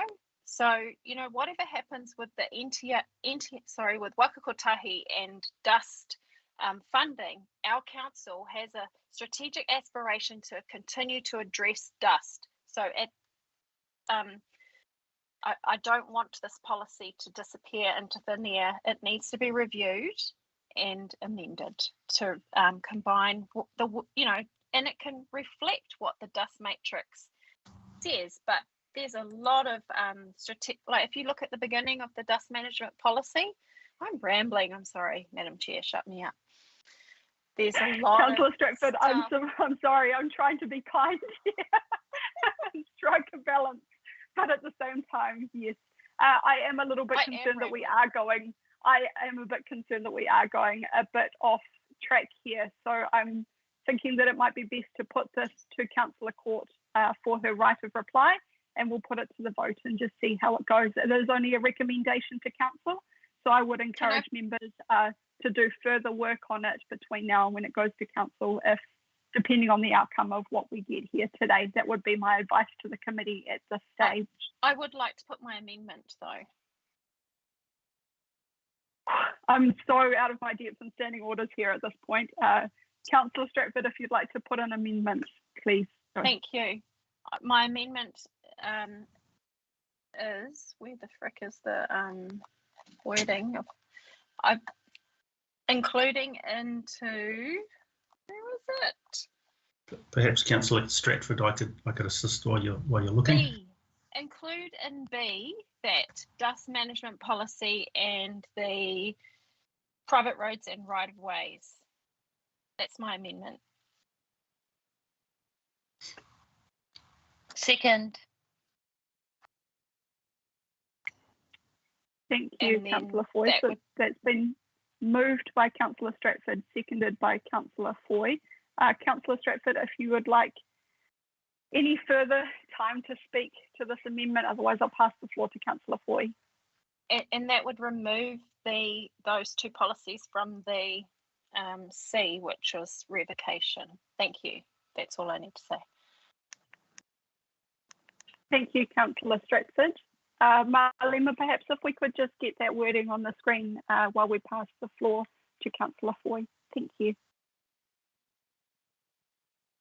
I don't have anything further to add. I'm happy to vote. Thank you for that, Councillor Foy. Do I have anybody who would like to speak either for or against this amendment in front of us? Through the chair, am I able to clarify the option B? So, subject to? One moment. So, sorry, Malima, the dust management policy and the private roads and right-of-way policy would just be included in B, as those other policies are referred to. So I'm not saying it be continued with amendment. That's all I'm saying. So if you move the red bit up to before be continued with amendment.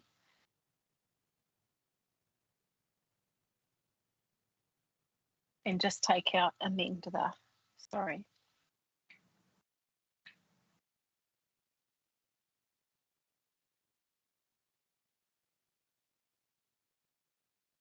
And then those two, my proposal is that they are removed from the revoked section because they are still needed.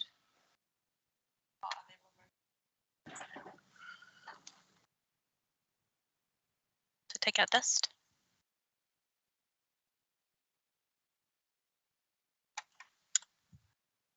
How's that looking, Councillor?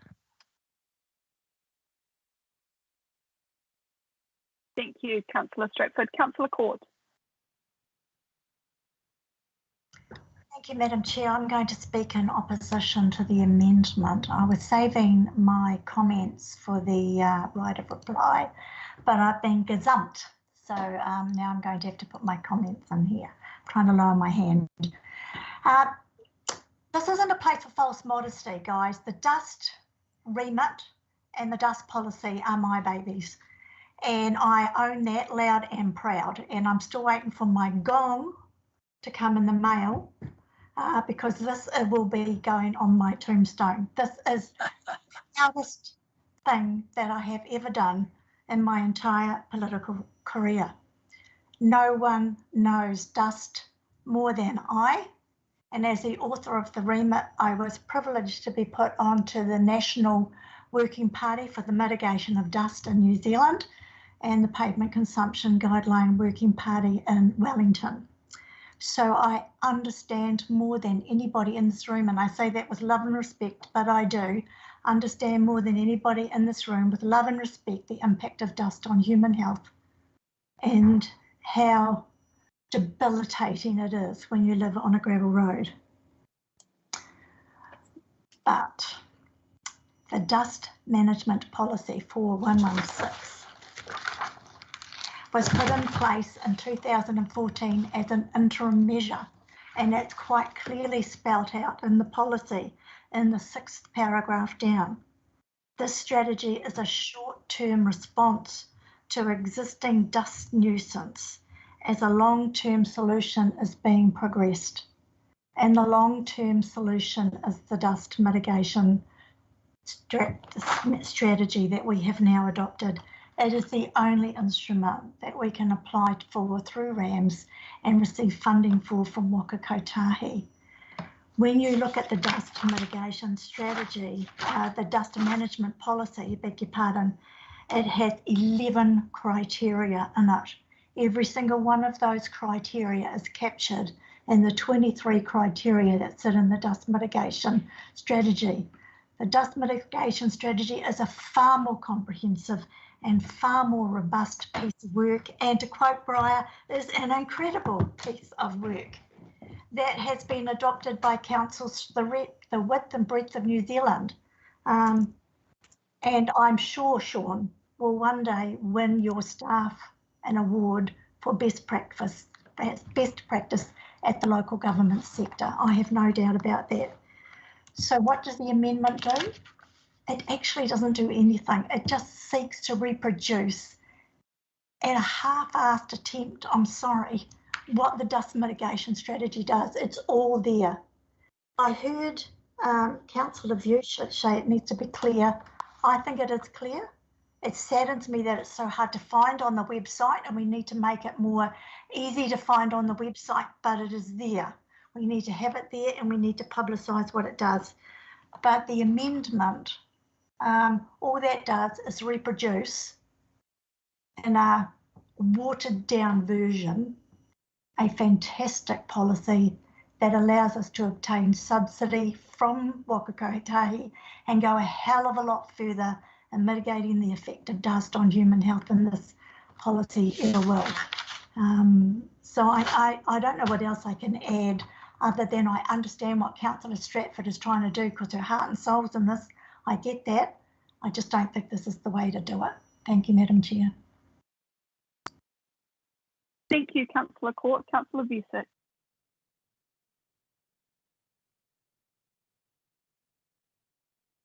Thank you, Madam Chair. I actually support it. Look, I don't see the dust matrix being mentioned anywhere in the strategy. It's not about the dust matrix. It is well understood, except in the report.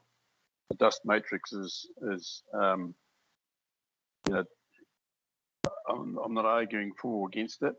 What I want to do is to have the formula and how it's calculated and the rules that are there spelled out very clearly. That's all.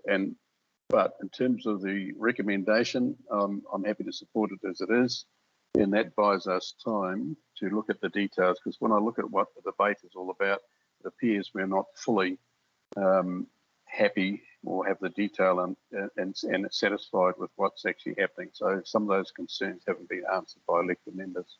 And yes, we probably have time between now, if we get onto it, and because this is a recommendation to council, and then we can probably come up with something different in council. So I'm happy to support it as it is. Thank you. Thank you, Councillor Vusic. Councillor Cleandon. Yeah, thank you.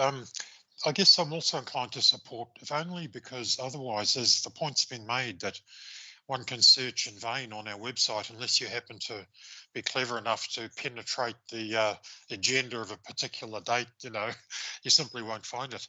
The matrix, in my way anyway, is a tool, it's a mechanism for determining priorities.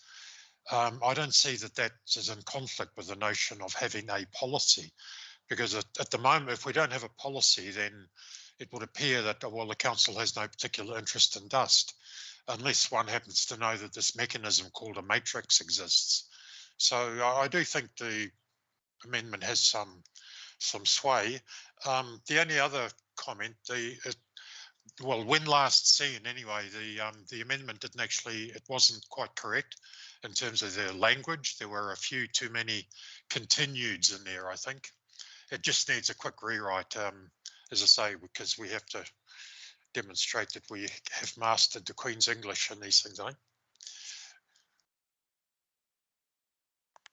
Thank you for that, Councillor Cleandon. I am going to take a speaking slot now, and I'm going to speak against the amendment for the reason, and apologies, my agenda doesn't have page numbers on it, so I can't direct you, but points 6.2 in the options analysis clearly points out that right now we have a policy and we have a matrix, and the two are trumping each other. They are not complementary. They are two tools that are working against each other. The research is clearly identified, and it's been supported by NTA, that our matrix is the superior tool to do that, and that the policy should be superseded by that. I have confidence in that technical advice, and I feel uncomfortable going against that at this point, simply because my understanding is at that point we will still remain in a position where we have two opposing almost pieces of policy equipment. I don't even know what the terminology is there. I think in terms of the communication side of things, though, and the education, that's a clear message that we as governance have been sending for a long time. Is the right way to achieve that, keeping the policy in place? I don't think so. So I'm going to speak against this amendment. Councillor Foy, I have you as a speaker also, and then Councillor Stratford, I'll give you your right of reply. Thank you, Madam Chair, and thank you for the debate that seems to have focused around the dust aspect. I'm going to speak to the second aspect of the amendment, being the private roads and right-of-ways. I just wanted to highlight what our staff, Bri, has raised. relating to the policy in the district plan. The district plan relates to 8 users, and once it goes at 8, it's supposed to become a public road. I'm sitting on one of the examples that shows that that is not the case, Panorama Lane and Aipara. So there are other examples where this is, not as per the intention of the district plan. People always go outside of what the rules say. They just apply for a rule breach under Chapter 15. So in this case, although in a utopian world that wouldn't be the case, in this case, that policy in particular, I think, needs to be remained and be updated to reflect that and reflect those points. In terms of the dust, I agree with Councillor Clendon that we can still have a policy as well as use the tool of the matrix. So I'm happy to support the amendment. Thank you, Councillor Foy. Councillor Stratford, would you like your right of reply before we put this amendment to the vote? Thank you. Yeah, just quickly, the report that staff refer to a policy, it's not a policy, it's a set of guidelines. It wasn't adopted in a recommendation to council as a policy. So we cannot refer to it as a policy. We still need a policy. Thank you. Thank you, Councillor Stratford, and apologies in advance. It appears that my lawnmower has now started in the background, so hopefully that's not too disruptive. But Marlene, if we could have the amendment up on the screen, and we might just take the opportunity that Councillor Clendon has invited to double check the wording on that before we put it to the vote.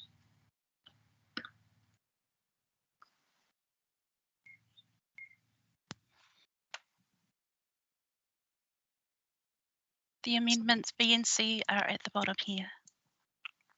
Thank you. So we have amendments in front of us that the Strategy Committee recommend that Council agree the community initiated infrastructure and roading contributions policy and the limits of council responsibility formation and maintenance of roads policy, dust management policy, and the private roads and right of ways policy be continued with amendment. And C agrees the road maintenance policy and road mirrors private crossings policy be revoked. That was moved by Councillor Stratford and seconded by Councillor Foy. So if we could get the voting up on the screen, please. One moment.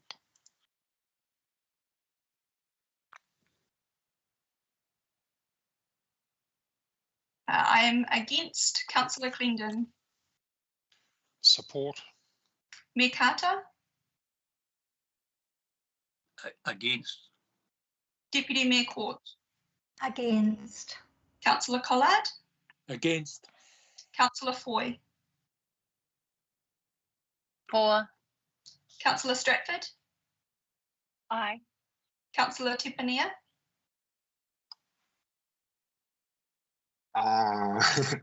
In favour. Councillor Vusic. In favour. Member Ward.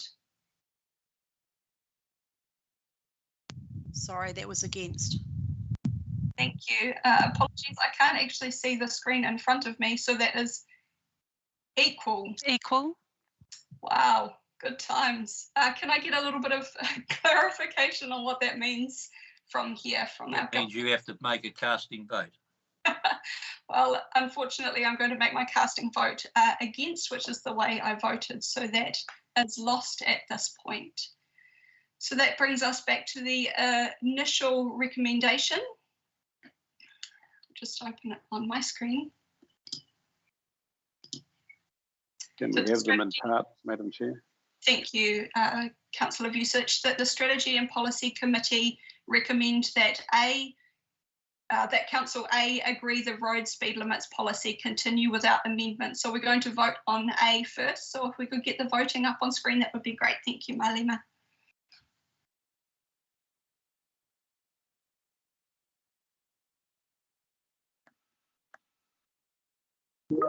I am in support of A. Councillor Clendon. Aye. Aye. Thank you, Mayor Carter. Deputy Mayor Court, thank you. Councillor Collard. Support. Councillor Foy. Support. Councillor Stratford. Aye. Councillor Tepania. Aye. Councillor Vusic. Aye. Member Ward. Support. That is carried, so that the Strategy and Policy Committee recommend that Council B agree the community initiated infrastructure roading contributions policy and the limits of council responsibility for formation and maintenance of roads policy be continued with amendment. I am in favour. Councillor Clinton. Aye. Mayor Aye Carter. for me. Deputy Mayor Court. Aye. Councillor Collard. In favour. Councillor Foy. Favour. Councillor Stratford. Aye. Councillor Tepania. Aye. Councillor Vusic. Aye. Member Ward. Yes, support. And that is carried. That the Strategy and Policy Committee recommends that Council C agree the dust management policy, private roads and rights of way policy, road maintenance policy and road mirrors, private crossings policy be revoked. I am in favour. Councillor Glendon. Oppose. Mayor Carter. In favour. Deputy Mayor Court. In favour. Councillor Collard. In favour. Councillor Foy. Oppose. Councillor Stratford. Against. Councillor Tepania. In favour. Councillor Vusic. Against. Member Ward. Support. And that is carried. Thank you, everybody. At this point, we've been sitting for just over 2 hours, so I'm going to break for a 10-minute break. It's 3:16, so if we could all be back at 3:26. Thank you.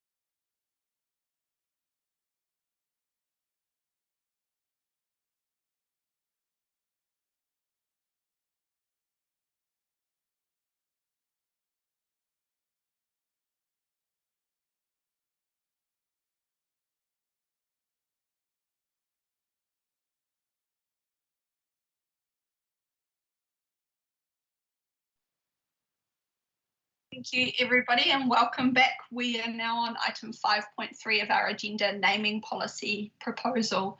The recommendation in front of us is that the Strategy and Policy Committee recommend that Council agree to develop a new naming policy for roads, open spaces and council facilities. I'm happy to move. Do I have a seconder? Happy to second. Thank you, Councillor Tipinia. Darren, I'll pass over to you for any opening comments before opening to elected members. Thank you, Madam Chair. In line with the report that you've just discussed, this is another where we've looked at how we can make best use of the policies, looking to see if they are still fit for purpose and whether or not, if there is an opportunity for amalgamation. And so Kirsten Griffiths is with us today, the report writer. So if I could pass to Kirsten before coming back to you, Rachel. Kirsten, welcome.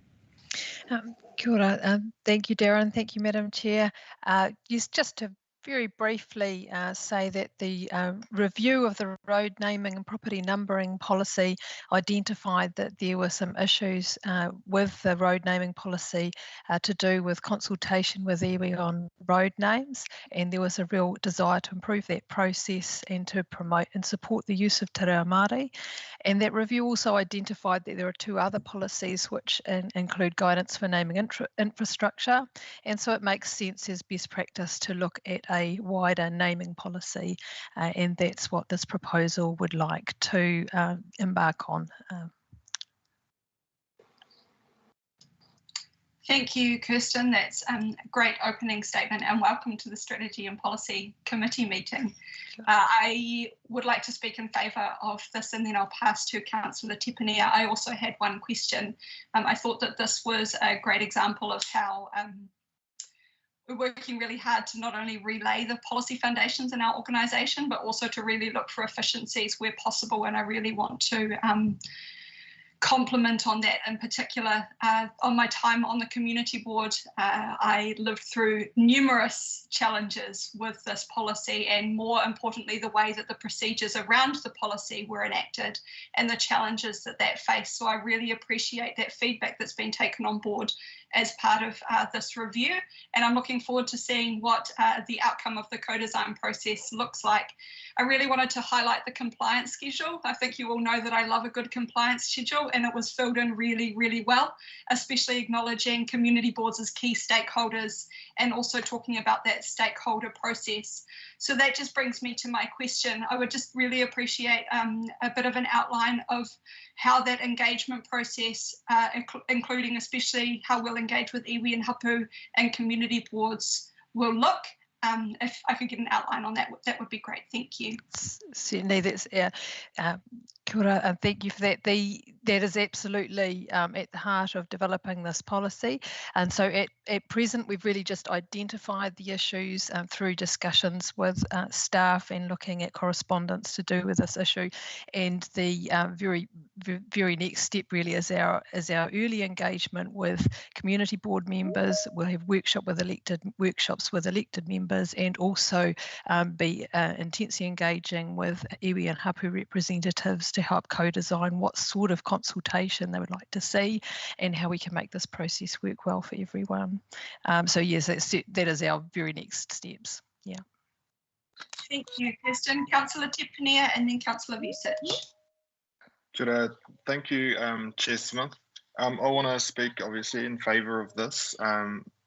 Mainly so because the road naming and property numbering policy will be amended to include guidance and support to encourage the use of te reo Māori and an improved consultation process co-designed with iwi representatives, and I would also stress hapu representatives here in the Far North.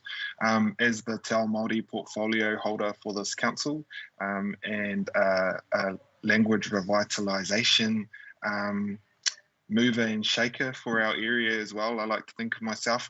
I'm very much in support of this, and I know it's only the first step along the way, but I'm supportive of this because you see the stats in this report that we have.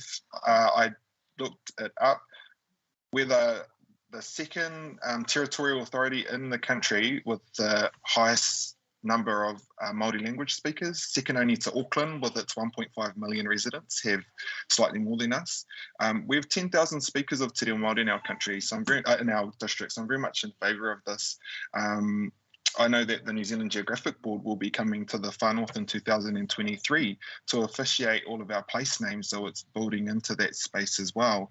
I know that in our style guide, we follow Auckland Council style guide, so there is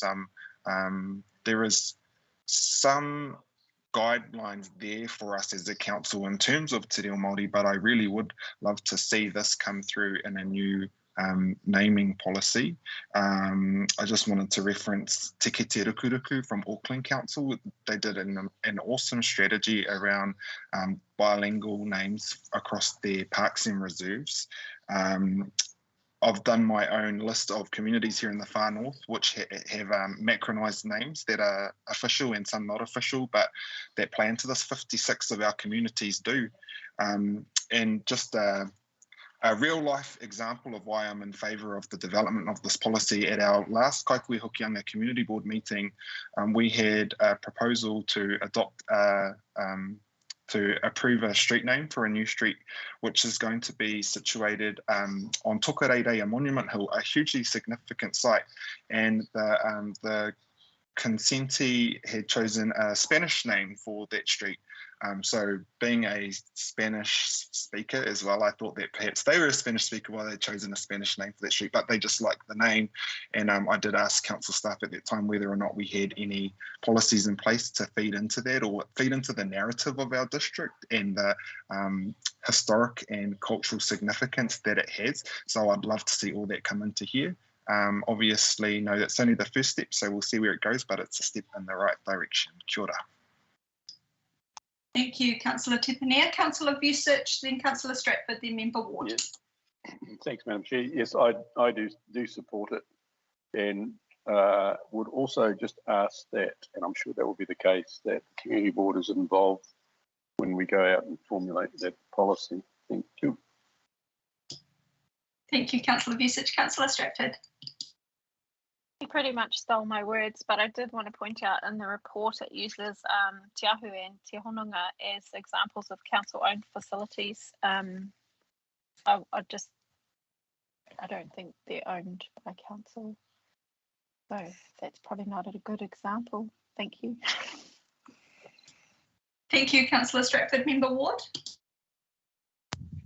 Apologies for the window washer. It's a day for it. I just wanted to speak in support of the recommendation, and thank you, Kirsten, for contacting me in relation to having discussions with my community board. I think it was about 2.5 months ago we tried to organise a date for a workshop, so I just implore you to try and hopefully we can get together and organise that this side of Christmas as time is closing in on us. But yes, we do have some very interesting and varied opinions and ideas around the road naming policy within our board, and I'm not sure whether we can actually discuss the issue of the road naming, changing of names when it comes to council level and actually doesn't come through the community board. It would be really nice to address that aspect as well. So look forward to the workshop. Thank you. Thank you, Member Ward. Councillor Collard. Yes, certainly in favour of efficiencies, also in favour of Te Reo Māori in terms of names for new roads and new places, new buildings, etc. But I am somewhat against any change of a name to Te Reo Māori, because it'd be no different to changing my name from Collard to something else. So it just needs to be tempered, I think, with the common sense of it all. Thank you. Thank you for those comments, Councillor Collard. I don't have any further hands up at this point, so as mover, I don't feel that I need a right of reply. We have a recommendation in front of us that the Strategy and Policy Committee recommends that Council agree to develop open spaces and council facilities. Happy to put that to the vote, and I am in favour. Councillor Clendon. Support. Aye. Thank you, Mayor Carter. Deputy Mayor Court. Thank you. Councillor Collard. Support. Councillor. Aye. Councillor Stratford. Aye. Councillor Tepanea. Aye. Councillor Vucic. An aye from me. Member Ward. Support. And that is carried. Thank you for that, and thank you for that great report, Kirsten. Welcome. That brings us to item 5.4, Far North Spaces and Places Plan. Just signalling to the committee that we do have an amendment here. So we will move it to get it on the table. I'm happy to move that the Strategy and Policy Committee. Sorry. Kelly, one second. Sorry. Point of order, Madam Chair. I'm moving the amendment. Absolutely. I was going to move the recommendation to allow you to move the amendment. The recommendation is that the Strategy and Policy Committee recommends that Council supports in principle the Far North Spaces and Places Plan as the plan to implement Kokiri Ai Te Waka Haurua 2021 to 2030. Do I have a seconder?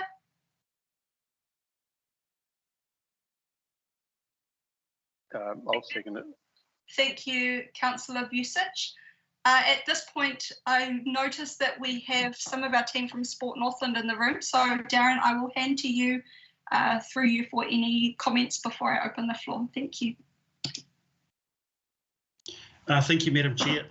Welcome to Brent Eastwood, CEO from Sport Northland, and Stu Middleton, who is the operations manager there. So thanks for making the time to come along this afternoon. The report that you have in front of you is the implementation plan. We're seeking support in principle, noting that in principle gives us an opportunity to develop up how we will look at implementing. It's a 21 to 30 plan, so it gives us some time there, and looking at the discussions that we've had today. I'm really conscious of the need for certainty and how we go about implementing a plan that adds value to the communities of our district. And so Roger Eck is the report writer. If I can pass to you, Rog, for any further comment. Yeah, I think that pretty much sums it up. It's the strategy document came through. The plans, there's a plan for each of the councils up here, and we just happen to be calling it the Spaces and Places Plan, which is what Kaipara have called it. At Whangarei District Council, it's called the Whangarei Active Recreation and Sports Strategy, so it's slightly different, but it just happens to be the name that we've landed on here. And I do acknowledge there's been some confusion around what that is. It actually is the plan for the facilities for play, active and recreation and sport, so not all social infrastructure facilities. With that, I think I'll just leave it open to the floor for any discussion. Thank you. Thank you, Roger. As mover, I'll just make a couple of opening comments and then pass over to Councillor Vucic as seconder. I'm in support of supporting in principle. However, I understand that Councillor Court is going to address some of the concerns that I had also raised in her amendment in terms of how we make this more than words, because I think that this council is all very aspirational to ensure that we aren't just leaving words for future generations. But Councillor Foy, I think you would agree that we want to be empowering the doing. So I'm in support of that. Roger, you did touch on one of the questions that I had, though, or the only question really, is how this flows into the strategies that we're doing outside of this in terms of open spaces and community facilities, because as you said, this is limited to our recreational space. So I'm just keen to get an understanding of how that will all work together, knowing that that work is in the work stream to be done in future. That's me, thank you.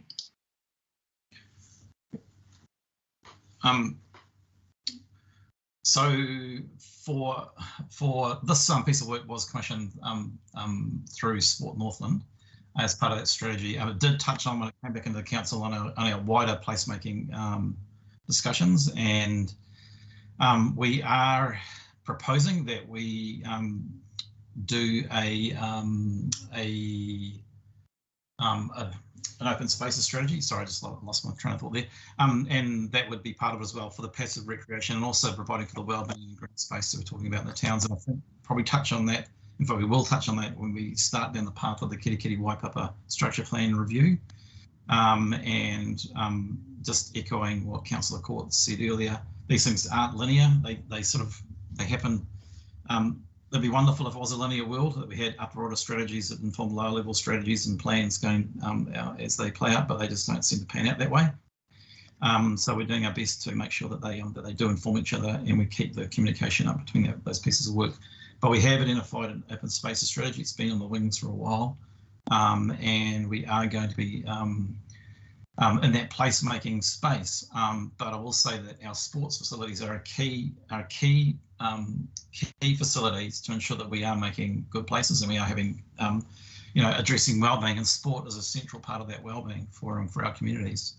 So I see this as a key document for us, at least as something to support in principle for the council going forward. Thank you, Roger. Councillor Vucic, a second. Would you like to make any comments, and then I will take Councillor Court. Yeah, just clarity.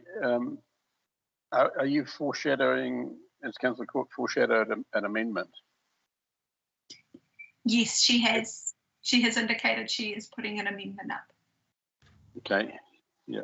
Well, yeah, maybe that should have been done first, but certainly I'm supportive of what we have here, and I agree with the statements made that sports is crucial as part of well-being, and especially in many of our high Maori population areas where there's a very young population, and sports helps in that tremendously in terms of health and well-being in that case. And that's about all I'm really going to say. I probably need to find out what the amendment is about, but I'm really supportive of it as it is at the moment. I'd like obviously a chance to respond to any amendment. Thank you, Madam Chair. Thank you, Councillor Vucic. Councillor Court. Thank you, Madam Chair. I'm slightly confused myself. I actually thought that I was moving that. I didn't realise that you were actually moving the recommendation that was in the agenda, so I believe my amendment was the substantive motion because I got in first. So I'm just a little bit confused about what we're talking about. But I'm talking to my amendment. Alima, can you bring that up?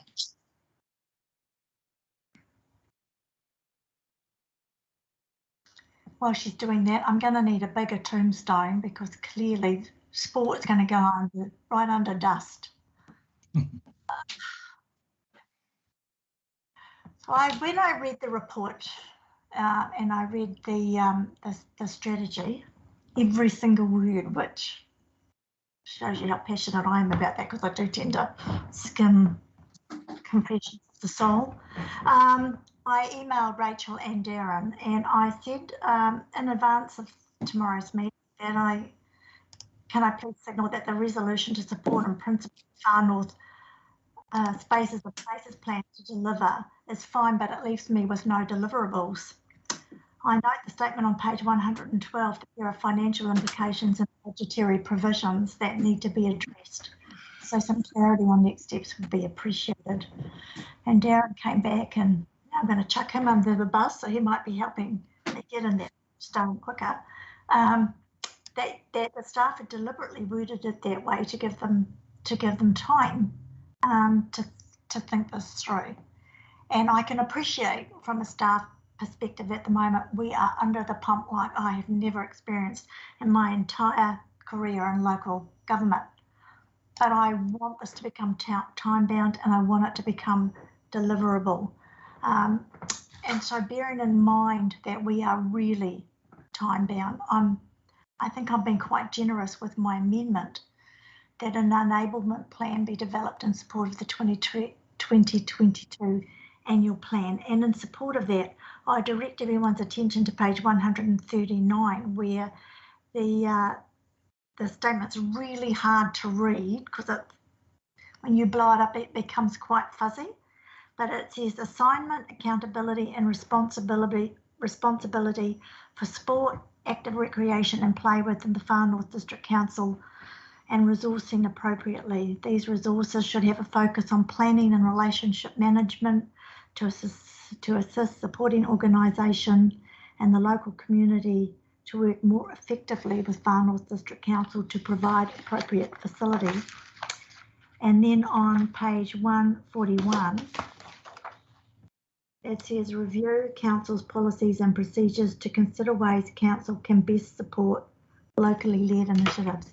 So I'm not asking for capital funding, but I am asking for the human capital that will be required to take this on and turn it into some deliverables that can be captured in the annual plan and the long-term plan moving forward. Otherwise, we run the risk that I'll be having the same conversation we had with the first item today, that, oh, hey, we began this conversation back when Tanya was the mayor, and let me think that was 8 years ago, and time marches on. And I don't want time to march on, because I know that sport teaches children, sport and exercises. I'm going to start with the children. It teaches them how to be healthy, to be on time, to have a uniform, to be eating right, to sleep right, to be part of a team, to be held responsible that your actions have an outcome for someone else. It leads to healthier communities for people getting outside just to recreate. And it's a green prescription. It helps with our elderly with their green prescriptions to keep them mobile. It helps with people recovering from injuries. It helps with the disabled. You know, I can go on about this for forever. What we need to do is we need to start getting real about delivering on sport and recreational opportunities for the far north. And I know we can do this. We rallied in the last 2 years and we dropped plans to pick up PGF. We dropped work plans to pick up TIF. We dropped work plans to pick up social housing just recently. We can reallocate, reorganise and reprioritise within this council. And so what I'm doing is I'm putting in a call out that's saying this is really important, this matters, this changes lives. So I would like my colleagues to support action, not words. Thank you, Madam Chair. Thank you, Councillor Court. Councillor Foy and then Councillor Glendon. Thank you, Madam Chair. And I just want to support what our Deputy Mayor's raised. I'm so glad that we are finally realising that a strategy will just go on the shelf unless there's no money, no implementation plan, no staff to do it, and no staged approach. So I fully support what Councillor Court has raised. Further to that, I wanted to highlight how our council could do it better, and our staff, Roger, has already highlighted the issue that he probably anticipated I was going to raise, that we have approximately 600-700 reserves. We don't know where they are. We don't have that information readily available to our staff, and in particular to our community board, to plan and have a staged approach to utilise all of that land that we have, or and particularly if we've got all this land that is not being utilised to its most efficient use. And we have a huge number of sports facilities that were developed in the 80s, 70s, 80s, when people didn't used to have a car. Everyone has a car. So things have changed over time, same thing with our old halls. So I won't be dropping this matter here, and I'm glad we'll be addressing it in our open spaces strategy. But just because we've done things previously a certain way doesn't mean we have to keep on doing it that way. And we need to ensure that we have resources, and in particular what Council Court's raised, sporting facilities, open spaces that are really high standards in the centre of town that people are going to utilise well. And that may mean making some hard decisions about facilities that aren't used well and are just there because historically we've owned them. So I just highlight that to the staff. Thank you. Thank you, Councillor Foy. Before I take Councillor Clendon, my apologies for the messy way that we've approached this item. I'm aware, Councillor Court, that you have moved an amendment, but we haven't had that seconded. So if we could just get that seconded. Thank you, Councillor Foy. Councillor Clendon.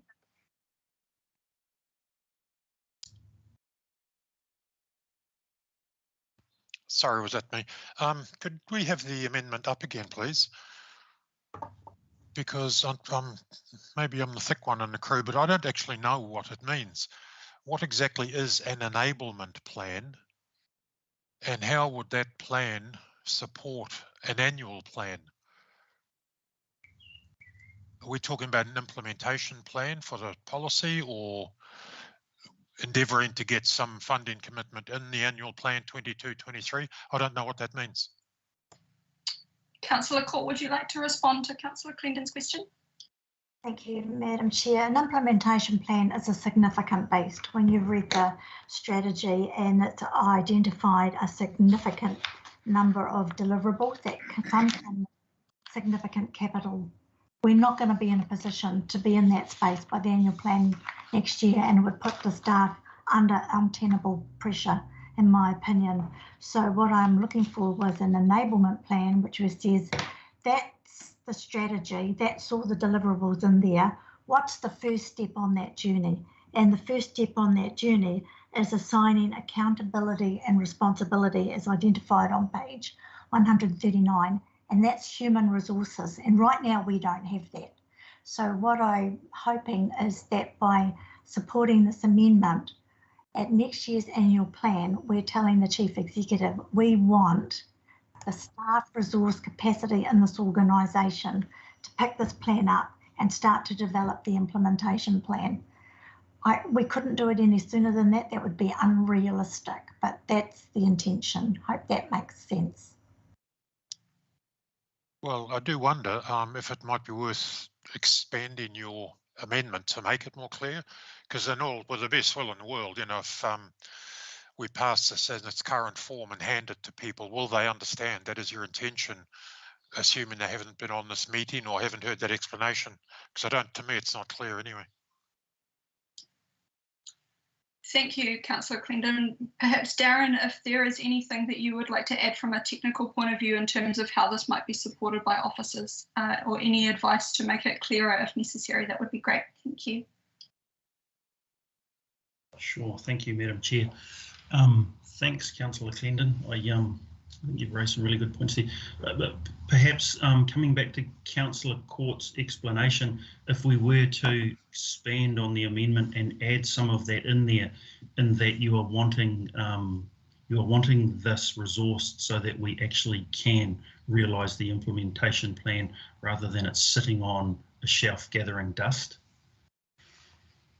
Malima, maybe if we can bring the amendment up, Councillor Court, if that's all right with you. I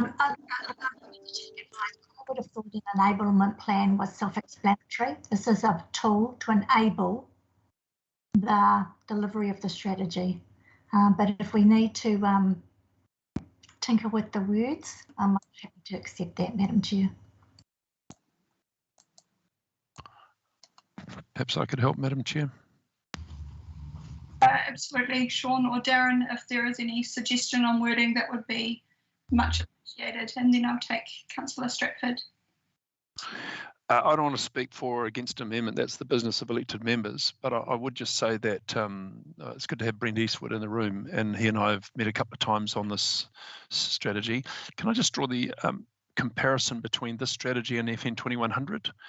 Sorry, Sean, just a point of clarification, just in the interest of time. I'm looking for advice on wording at this point. If you've got any advice on wording, you can offer to the committee or to Councillor Court. That would be much appreciated. All right, I'll withdraw. Thanks.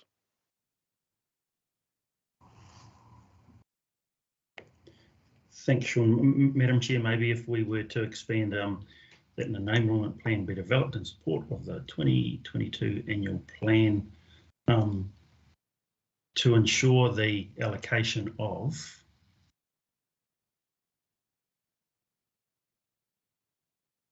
resource or funding.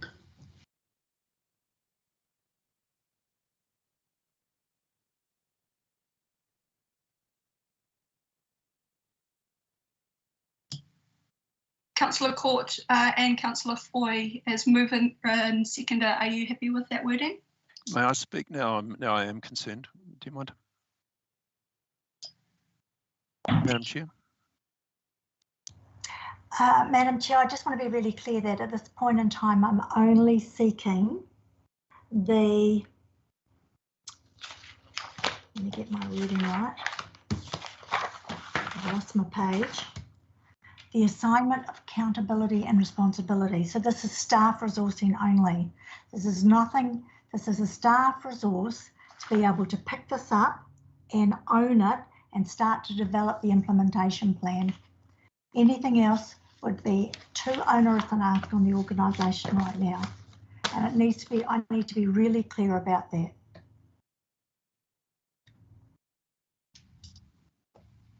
Thank you, Councillor Court. Sean, did you want to make comments at this point? With all due respect to Darren, I preferred it the way it was. I do want to support what the Deputy Mayor is saying here. It would be quite reasonable for us to have a response to this strategy and for you to expect that it is a strategy. It's not a resource allocation tool. It's got a lot of aspiration in it that we want to see you either endorse in principle or not. And I wasn't thinking of what's being proposed here, but now that it's being proposed, Darren, it would seem reasonable for us to turn around a response to the strategy and say this is what we expect to be able to do with and for Sport Northland in real terms in the next year of the process. It seems to fit nicely with the annual planning process, actually, which bits of this expression that we hopefully have got elected member endorsement in principle, which part of this are we going to operationalise over the next period? And I'm not sure what level of granularity we'd get to, but to finish where I started, it's quite reasonable for us to respond to the strategy with an implementation arrangement or an operationalisation of the intent, and write that in paper for you to have a look at. Thank you, Sean. Councillor Court, as mover, where would you like to take this from here? Well, I appreciate what Councillor Clendon is trying to say. I'm quite happy to rely on the public record of the debate to inform staff taking that bullet point B and turning it into something that the elected members can consider as we approach the annual plan. I don't think I need to spell it all out here word for word. So I'm quite happy with my original amendment. Thank you. Thank you, Councillor Court. Councillor Clendon, did you want to make any further comment at this point? Otherwise, I'll pass to Councillor Stratford. No, you go. Councillor Stratford. Thanks. Really excited to adopt this strategy, but and I want to acknowledge as well Brent and Stu in the room, and also the stakeholders that took part in the early building of this. For me, it's an example of a strategy being built from the users, the ground up, not us telling everybody where everything is. They got to participate in that process, and I'm just I hate to be in this position. I am really disappointed that this is the second time that we've debated this item, and the first time we adopted the regional strategy, but we put this aside to allow time to plan how it would be resourced and implemented. So here we are again, and the amendment reflects that we are looking at how this places and spaces strategy is going to be resourced and implemented. So I get where our Deputy Mayor is going with the enablement plan, and I do need to support it, because whilst there's a lot of items in this strategy that don't sit with FNDC, they sit with the sport organisation themselves or Sport Northland or other stakeholders. There are a lot of deliverables that FNDC need to budget and prioritise in our annual plans and LTPs. Thank you. Thank you, Councillor Stratford. Member Ward.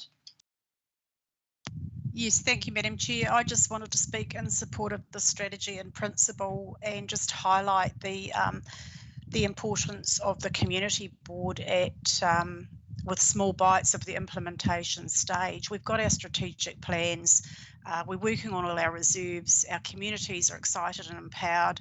I see this as an opportunity for starting collaboration, with the likes of Sports Northland. I know Cheryl and I have had a discussion about a community initiative that's out there that's coming to the board, which is really exciting.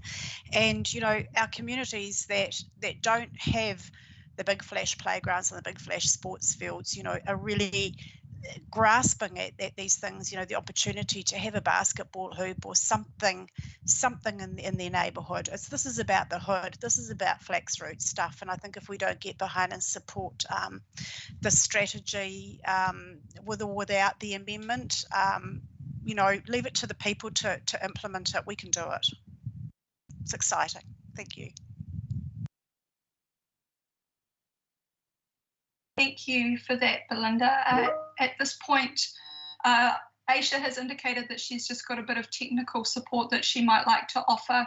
Otherwise, I don't have any further hands, so I will pass it back to Deputy Mayor Court for her right of reply after Aisha.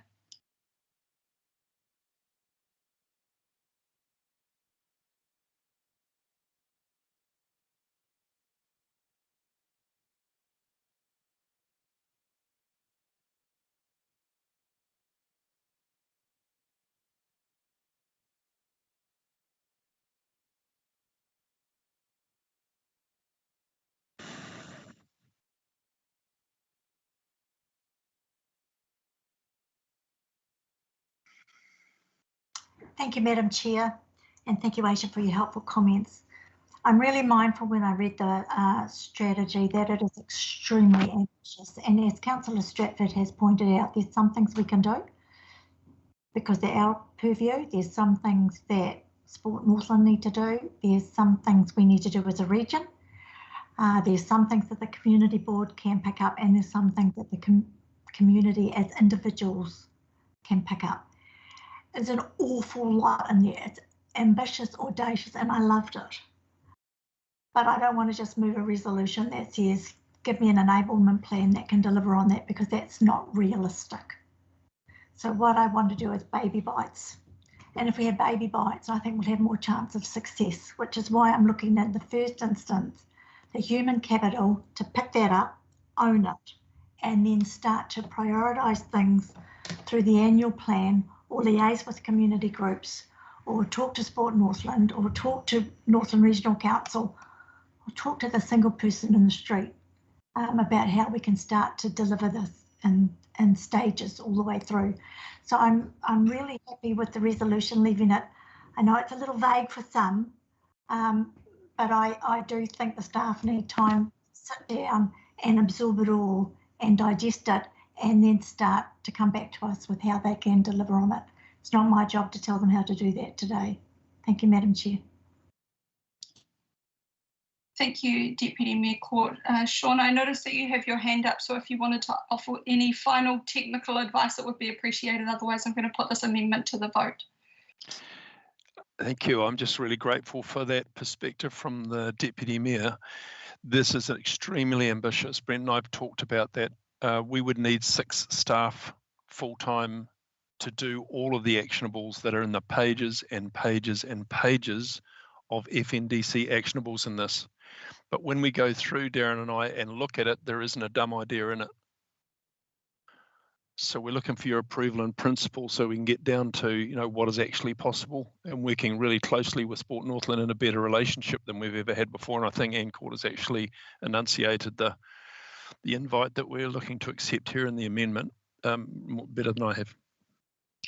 Thank you, Sean. At that point, that brings us to the close of the debate on that amendment. So we have an amendment in front of us that an enablement plan be developed in support of the 2022 annual plan. I'm going to put that amendment to the vote now. I am in favour. Councillor Clendon. Oppose. Carter. In favour. Deputy Mayor Court. In favour. Councillor Collard. In favour. Councillor Foy. Favour. Councillor Stratford. Aye. Councillor Tepania. Aye. Councillor Vucic. Aye. Member Ward. Support. So that amendment is carried and now becomes part of the substantive motion. So we have a substantive motion in front of us that the Strategy and Policy Committee recommends that Council A supports in principles of Far North Spaces and Places Plan as the plan to implement Kokiri Aotearoa Haurua 2021 to 2030, and B, that an enablement plan be developed in support of the 2022 annual plan. Do I have any further comments or debates on the substantive motion at this point? If not, I will put it to the vote. I am in favour. Councillor Clendon. Abstain. Aye. Deputy Mayor Court. Aye. Councillor Collard. Aye. Councillor Foy. Aye. Councillor Stratford. Aye. Councillor Tepania. Aye. Councillor Vucic. Aye. Member Ward. Aye. And that is carried. Thank you, everybody. So that brings us to the end of our decision-making reports. Item 6.1, update on spatial planning. For recommendation in front of us, that the Strategy and Policy Committee receive the report update on spatial planning. Do I have a mover? I'll move. Thank you, Mayor Carter. Seconder? Happy to second. I'll second. Thank you, Deputy Mayor Court. Darren, I'll hand over to you for any comments before opening the floor. I'm in favour.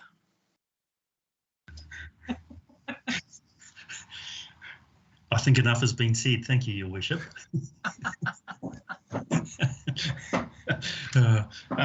Thank you, Madam Chair. And look, it's nice to have this report in front of us today on the back of the earlier discussion looking at Far North 2100. This being one of the actions that came out of that workshop. So nice to have this here for you today for consideration as an information report, even though we are living in an unusual moment in time with our responses to COVID and the bouncing up and down through alert levels. We've been able to put some effort into this, and I think hats off to Roger and his team for the enormous amount of work that has been done in trying times. So Roger, rather than steal all of the limelight, is there anything that you'd like to add to the?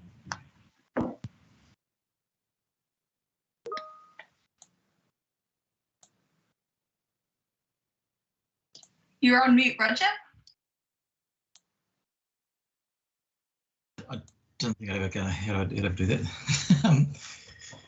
So just reminding everyone that that part of the constraints that we're working under is to complete this exercise in alignment with the notification of the district plan. So that was the takeaway that I had from the August 9 workshop.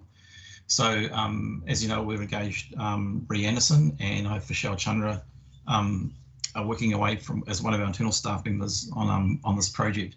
So there's some planned dates in here that we've got, and we're working really hard towards those planned dates, but it's a very, very tight timeline and some quite high expectations around this piece of work. Just reflecting on some of the feedback we got this morning from the deputations, which were very, very good. The plan is to include those community groups in this exercise as well. I do also see some strong alignment here to what we have been discussing around localism as well, and how we can better do that, maybe in line with some of the things that are coming out of central government as well. So the time frames in there out to June 2022, and there are some engagement points in there on draft strategies and prior engagement between now and the end of the calendar year. So it's really ambitious, and I'm just giving you, pre-warning that we are working very hard to try and meet these dates under some pretty trying circumstances right now. One alone, that Bree is in Auckland, and we're having to do this remotely at the moment, as she hasn't been able to travel up here since starting this project. So, but these are the dates which we've been out with. Even the key stakeholder workshops right now, I'm just signaling to you that those won't be until November now because of just because of where we were ending up with this current situation with Auckland being at level 3 and the borders being shut. The last component part is an update on the Northern Urban Growth Partnerships. This was almost a direct take out of a report that went up to the CEO's forum in the last part of it. Again, this is another significant piece of work that's going on, and it is aligned with the Strategic Planning Act and also things that are coming out of the Ministry of Urban Housing and Development, Kāinga Ora, and also the Whai Kāinga work as well. So there is some alignment going on regionally. So just a bit of a quick update on where that is going at the moment, and then signalling to you that part of that is partnerships, and part of them is forming a key steering groups that sit around these partnerships, and that's in play as well, with the support of the other councils, Northern Regional, Kaipara and Whangarei. Thank you for that great update, Roger. Mayor Carter, as mover, do you have any additional comments you'd like to make, or Deputy Mayor Court? I'm just in favour. Thank you. Deputy Mayor Court? Perfect. Councillor Foy.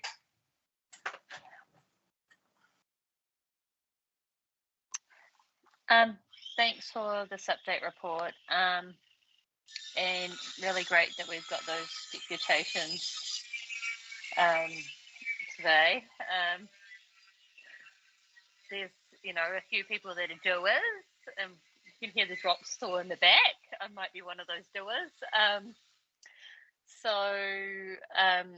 But in Kirikiri in particular, the 3 deputations we had, and we're really lucky to have such an engaged community in Kirikiri, with 3 different Kirikiri representation groups,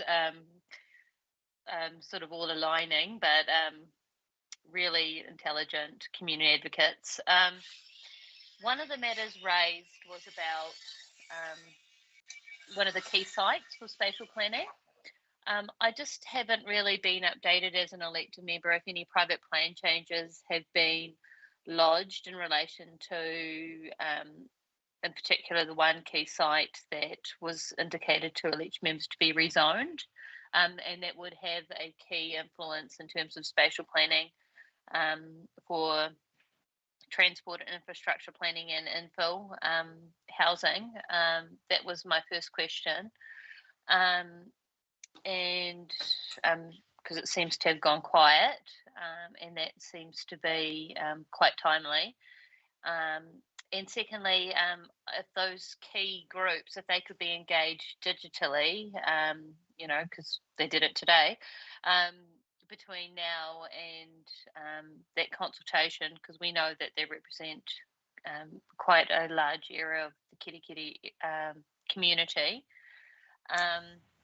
And number 3, my last point is, could they please be updated about how this process for spatial planning is different to the structure planning process, and probably the key areas why the structure plan didn't become a realisation, and who's going to pay for this stuff, and how we're going to stage it, just so that the community groups are realistic.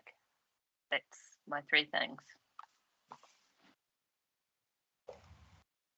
Thanks, Councillor Foy. Through you, Madam Chair.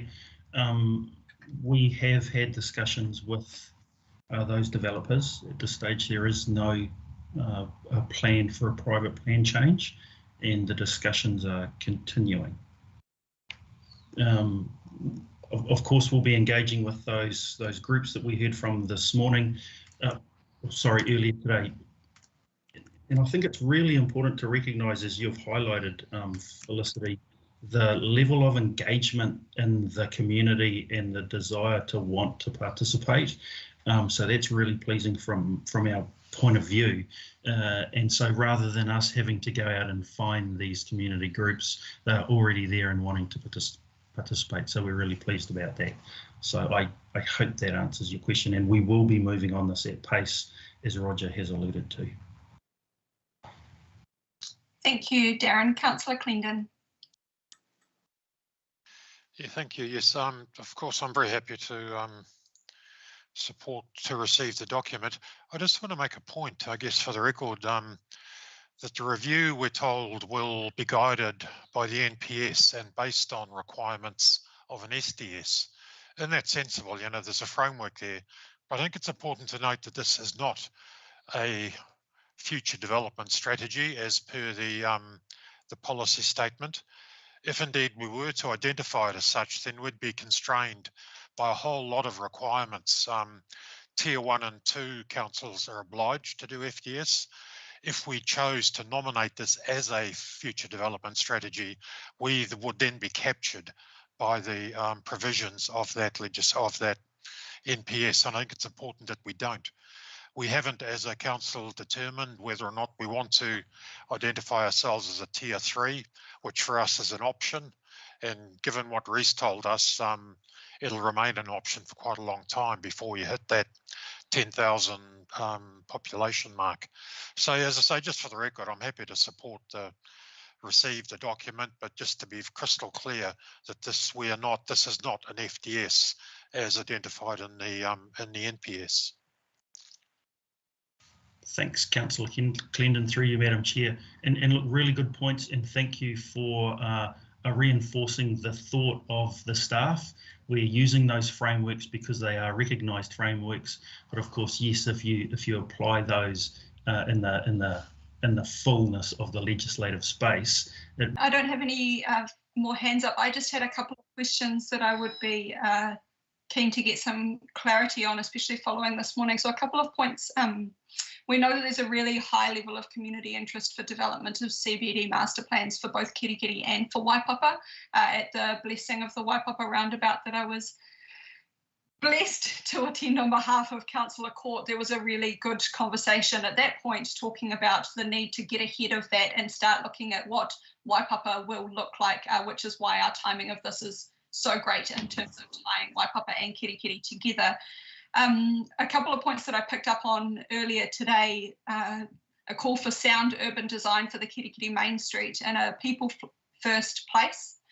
So I'm just keen to understand the level of granularity that this will go to, especially taking on board. I think I understood what Councillor Clendon said, but I get a bit stuck with those acronyms, but I think it's the same sort of wavelength. I'm not entirely sure what this end product will look like at this point and what level of granularity we'll go to. The other question I just wanted to ask was, in the timelines, I note that the draft spatial plan is planned for early February 2022. There's no indication of whether there's a governance touch point there, and I'm just keen to understand whether or not that's a point where it will come back to committee to see that draft before the next step is undertaken. Those are my two questions. Thank you. Thanks, Madam Chair, and I might ask Roger if you can take those ones. So I think we've had a pretty good steer that we need to do some master planning at a lower level and get some urban design in place, particularly for Kirikiri CBD, and that was identified way back in 2007, which did as part of the structure plan, and that was part of the implementation. So if we're going to learn from that exercise, that we need to get that implementation plan in place and making sure we've got the resources in place to make that happen as well. So and, you can see that in the structure plan, in the 2007 structure plan, that things that didn't happen, and even what was presented this morning with that we were shown by the deputation, particularly around what was planned and didn't happen around Kirikiri Waipapa. So, we need to learn from that, and we need to make sure that we actually act on that. On the governance touch point, we will need to come back, obviously with a draft spatial plan before we take it back out to public consultation. It'll need to be approved through a strategy policy. I haven't got the actual dates on that, so those are indicative dates. So, just reiterate, these are plan dates at the moment. They're probably going to move around a bit, but these are our plans, the dates we're working towards at the moment.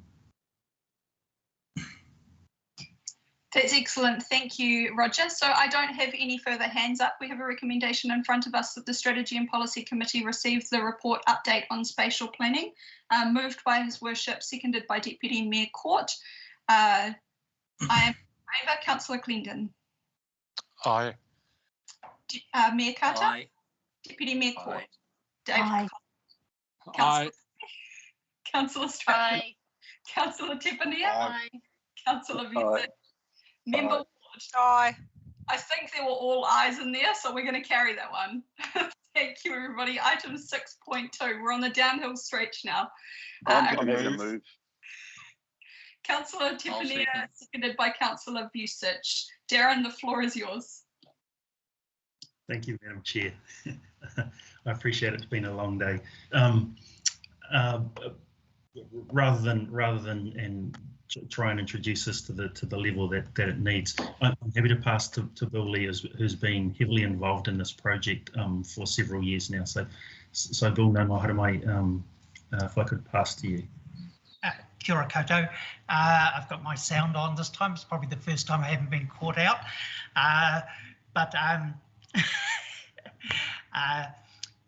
I know that there's quite meaty information reports following, so I will keep this really brief for you. I'll take it as the report's been read. The committee put in place a working party. That working party has 4 elected members on it. It also has two community board representatives and 2 staff members, myself and Darren, as support.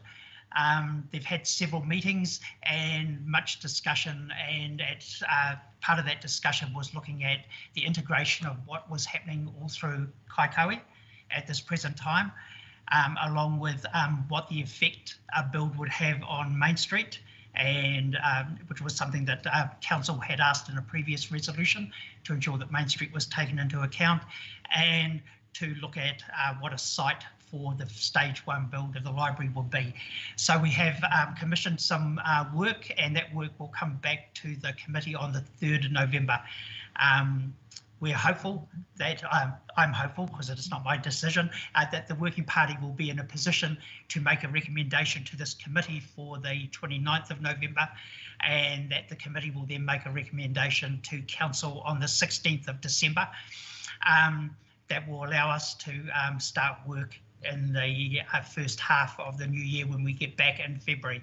So I think the only point that I'd make is that part 2, the Broadway concept plan part of it, was to have quite a significant community engagement.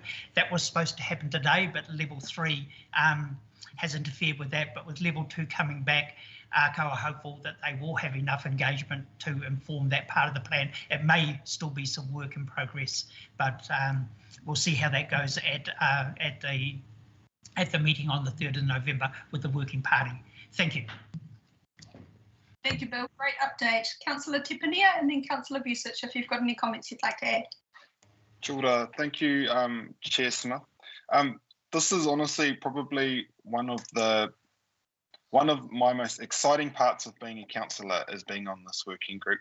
Our meetings are really short, but at each meeting we have actions that are enacted, and it's constantly moving and progressing, which is what I love so much about this kaupapa. Thank you, Bill, for that update. I'm really I know it doesn't have any cool pictures to go with this info report, but that's all coming, and unfortunately ARCO couldn't hold their cultural wānanga that they had planned for today to inform this.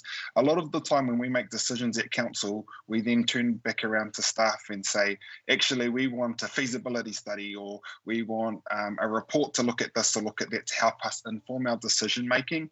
And what I'm really excited about this working group is that we're lining all our ducks up in a row, ready to come back to council. Unfortunately, because of COVID, we've got some timing issues that may push it out further, but it is what it is, and we're still moving in this space. So we're looking at a Kaikohe master plan, looking at all of the different projects that are going on in our capital of the far north here in Kaikohe, and that will then feed into our Broadway concept plan, looking at our main street, which will then look into the site that we actually have in mind for this. So it's all feeding into one another. So when we get all those beautiful plans and designs and reports back from ARCO, and the community has been engaged with, you're all just going, it's going to be a unanimous decision, and it's going to be awesome. But that's just my little update, and I'm really appreciative that it has come just as a sort of a bookmark for the mahi that this is going on in this space. Kia ora. Thank you, Councillor Tipinia. Councillor Vusic. I can't say much more than that. That was well worded, and I of course support all of that. Just it is Kaikohe is in Murrayden, the civic capital of the north. So and it's where everything began. So there's history behind that too. So thanks everybody. I support it. Thank you for that. I don't have any hands up. I just have lots of excited, happy faces. So Councillor Tipinia, thank you for bringing that invigoration to the meeting. Councillor Foy. Oh, I'm not as enthusiastic as Moko at this time of the day. But one thing I always get excited about is placemaking and urban design. I was just wondering about budgets, because you said that ARCO have been engaged to look at placemaking, and it really sounds really great that you're master planning not only the space for the library but the main street and integrating those centralised spaces. Who's paying for that? Like, what budget is that coming out of? And did elected members procure that service, or was that staff? It was staff procurement on behalf of the resolution of the working party. The amount was minimal and was able to be done through existing budgets. The funding for the actual the Civic Hub build is within budgets for the next 3 years, with the build starting in 2022. That's my answer. Thank you. So it was, the budget was out of the library budget. Is that what you're saying? No. What I'm saying is the library, the budget was before the funding was before the end of the financial year, and there was enough existing budget to pay for this. So it came out of professional services from strategy? Yep, Councillor, perhaps if you could take it offline with Darren at this point, that would be good, because I feel like we're going to go down a rabbit hole and it's an information only. So if you could take that offline. No problem. Thank you for that. No, I think you know what I'm referring to with asking all these questions. So fantastic case in point. Great. Councillor Clinton, I see that your hand is up. Did you have a comment to make in relation to this report? No, again, it's news to me that my hand's up. I'm sorry. That's yeah, it shows for me as being down, so it's all a bit random. I think we have some rogue hands today. We do. So we have a recommendation in front of us that the Strategy and Policy Committee receive the report Kaikohe Civic Hub Working Party Update, moved by Councillor Tipinia, seconded by Councillor Vucic. I am in favour. Councillor Glendon. Aye. Aye. Mayor Carter. Aye. Deputy Mayor Court. Aye. Councillor Collins. Aye. Aye. Councillor Foy. Councillor Stratford. Aye. Aye. Councillor Tipinia. And Councillor aye. Vucic. Aye. Member. Aye. And that is carried. Thank you. That brings us to item 6.3, the recommendation that the Strategy and Policy Committee receive the report Future Libraries Progress Report. Do I have a mover? Yep, happy to move, Madam Chair. Happy to second. Vucic, thank you. I'm happy to second. Thank you. Darren, the floor is yours. Thank you, Madam Chair. I'm going to invite Dr. Dean Myberg to introduce this paper, as it is pertinent to libraries, and I understand the author is Chris Piggott is also with us today. So, Dean, would you like to introduce this one? Madam Chair, very briefly, in the interest of time, this is an information report updating on the future library strategy implementation. The strategy was adopted by Council at the end of 2017. So it's been 3.5 years or so of implementation. Chris is present, Chris Piggott, the Manager of Libraries and Museums. So I'll probably hand to him and he can highlight for you the main developments within the implementation piece. Chris, if you could cover that for us. Kia ora tātou. Yeah, we're making good progress against the library strategy. We've had kind of a three-tiered approach. So we have focused on the infrastructure, which is our library systems and our library collections, and making significant improvements there. On our level of service, or our quality of service in a way, our programs and services have vastly improved, and in our staff capability and culture, a lot of work done in the digital area in particular, but also in the tikanga space as well, trying to improve the awareness of our team in that area. Part I do want to highlight is that the effectiveness of the child and youth fines that were waived, or we removed child and youth fines beginning July 1, 2020 in the year to date. After that, there was a growth of 74% of child and youth borrowing after that initiative, and so it has been really effective. It's been great to get a lot more of our rangatahi and our tamariki borrowing more books, which is essentially why we are here at all. Projects on the go, we have a lot on the go at the moment. We have self-check machines. That project is halfway through. We've been lucky in a way during level 3 that council has given us permission to continue some projects. So self-check project is halfway through and we're hoping it's delivered this calendar year, but definitely in this financial year it will be delivered. We've also got a local history project that is about to kick off as well, beginning with the digitisation of the archive at Proctor Library.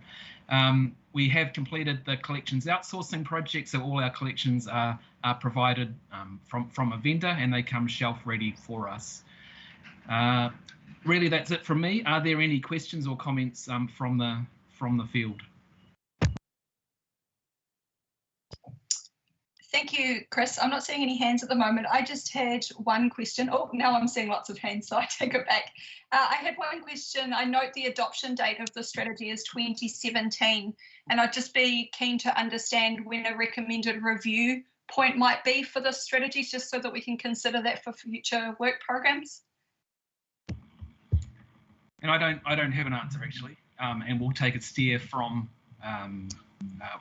the strategy team, from Dean maybe. He's got his hand up. Madam Chair, I think a review would be in order. Typically, your strategies need to be refreshed, so 3 to 5 years, I would say. So in the relatively near future, I'd say at the 5-year mark, come 2022, we do a refresh and consider what shifts in strategy or what fundamental changes we need to make to the strategy, and also a reassessment of our implementation. Given that there's been somewhat of a limited budget to implement all of this with, I say that advisedly because there's always opportunity. We'd welcome the opportunity to spend more, but we've done particularly well, and I want to compliment Chris and his team in implementing within the confines of what I regard as a limited budget. So next year, short answer, next year, we would look at a refresh and a revamp of the existing policy, if not a new policy, strategy, I should say. That's helpful. Thank you, Dr. Myburgh. Councillor Collard and then Councillor Stratford. Chris, as a result of this tremendous increase in book lending of 74%, has there been an increase in the percentage of non-return books? No, it's stayed static, and so there's an amount of between 50 and 70 books that are not returned, and that's been static from before the initiative started with the fines waiving to this month now, and so there hasn't been a significant increase in the amount of lost books or missing books. Thank you. Thank you, Councillor Collard. Councillor Stratford. Thank you, Madam Chair. I just want to commend the libraries team for all their social media mahi over level 3, and the report highlights some external funding opportunities that you guys have taken advantage of. That is excellent. You're delivering on local initiatives on behalf of our communities, and you guys are shining stars in our organisation, and I just commend all your mahi. Thank you. Thank you, and speaking specifically to that point, National Library provided funding at the end of the last COVID round, and that's where that extra staffing has been put in place, and particularly in that digital specialist role, which is with us until June 30th, 2022, has really led the way in improving our social media presence, which has been super during this second lockdown. So thank you, I appreciate it. Thank you for that, Councillor Stratford. And Chris, Councillor Tepania. Kia ora. Thank you, Chair Smith. I just wanted to, I love our libraries, obviously, and I had a question or a suggestion, I don't know, but as someone who lives here in the far north, we have 6 libraries in our outreach librarian. From a social media perspective, and I took what Councillor Stratford said about the social media space for our libraries, but we have 7 separate Facebook pages for our library services now. I follow all of them, but you'd actually, it doesn't you can't get feed. It doesn't all show up in your feed all at the same time. So there could be kaupapa on at another library that I just simply will never know about because I follow all 7, but I may only get updates from 2. Is there scope there where we could have a single library account on social media like other cities and districts have, which can then feed all of the cool kaupapa that are on? Because if I saw that there was something on in Kawakawa, Kawakawa is only half an hour down the road, so I'd likely go and do that. That was just a suggestion that I got up. But otherwise, I love the mahi that's going on. I love the preliminary discussions about shared library cards. Like, I'm against amalgamations for our region, but where there's kaupapa like this, where there's scope, where it makes sense, I'm for it. Adult literacy, as someone who at times peruses our community notice boards, that's definitely something that we need to work on for our district. But just that part about our social media. And able to respond, thank you very much for that. We do argue about the number of Facebook pages we have, and the point we land on is the local nature of it and the distinct nature of our communities. That Paihia is very different than Kaitaia, which is very different than Kaikohe, which is very different than Kaio. And we get that we end up with a lot of content. How we're trying to manage that at the moment is to have unique content on each page, rather than sharing the same stuff across each page. But I understand the point you're making, that it makes for a wall of content coming your way. But our emphasis is really on that localism and feeling that our communities are so distinct from each other. But having said that, we are in review mode, and we are going into review this week of our Facebook pages, and so we'll take that back for consideration. Thank you for that, Chris. I don't have any further hands up at this point, so we have a recommendation in front of us. The Strategy and Policy Committee received the report Future Libraries Progress Report. Moved and seconded. I'm in favour. Councillor Clendon. In favour. Mayor Carter. Aye for me. Deputy Mayor. Aye. Aye. Aye. Aye. Councillor Stratford. Aye. Councillor Tupania. Aye. Councillor Vucic. An aye from me. Member Ward. Aye. And that is carried. Thank you, everybody. Item 6.4, Museum at Te Ahu Strategy Update, by the same author. That the Strategy and Policy Committee received the report Museum at Te Ahu Strategy Update. Do I have a mover? I'll so move.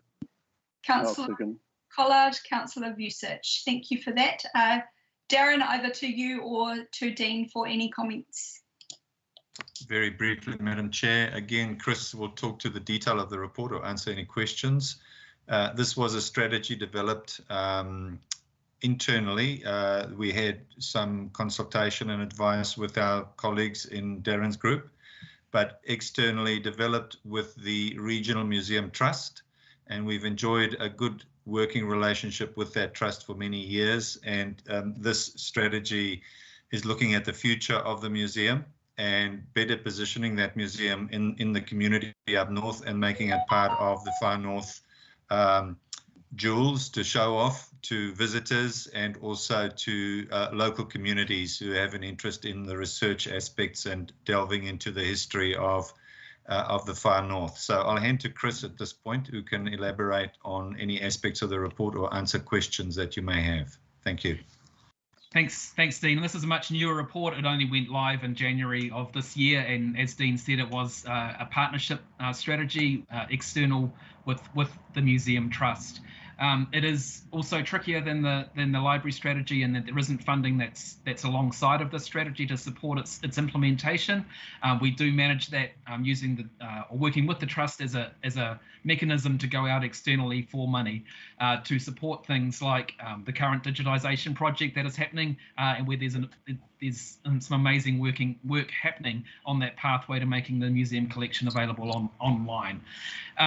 We may do preparation and planning for the next long-term plan cycle with this strategy to ask for support in specific staffing funding, particularly in the education area, as the new national history curriculum comes into force from next year, and as our digital work really needs to progress. So we may come back to Council in an attempt to request permanent funding and operational funding to support that staffing, but not until the next long-term plan phase.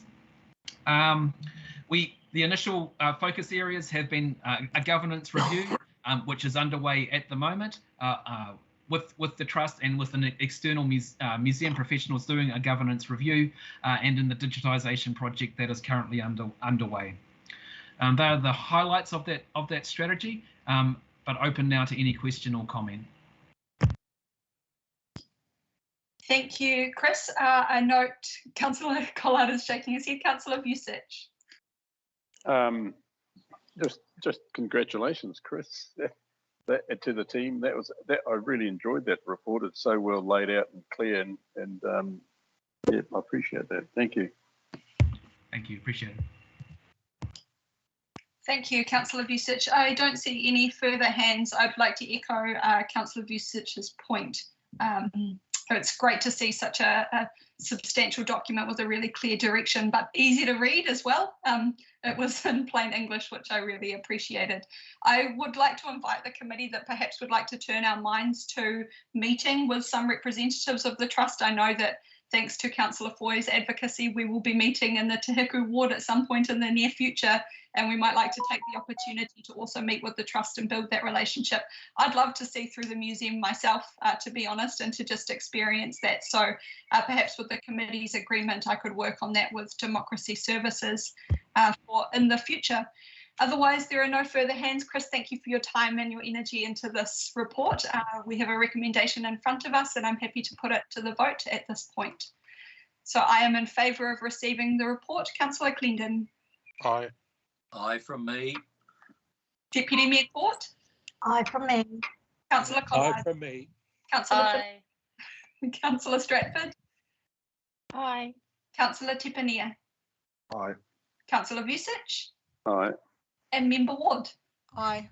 That is carried. Thank you for that, everybody. Item 6.5, Natural and Built Environments Act Exposure Draft Submission. Recommendation that the Strategy and Policy Committee receive the report Natural and Built Environments Act Exposure Draft Submission. I'm happy to move that. Do I have a seconder? I'll second. Thank you, Mayor Carter. Darren, over to you. Thank you, Madam Chair. And on the back of the discussions that we had this morning that Will Taylor led with the local government reforms, and looking at the reforms that we have ahead of us and that we're currently in the middle of, the reforms of the RMA, one of those critical pieces of legislation. And so we had the opportunity to provide a submission to the draft exposure, looking at the report back in August. So it just shows how quickly time is moving on. The report writer, Andrew McPhee, put the report together for council, and he did that at pace, and it reads really, really well. So I'll invite Andrew to provide detail into the report.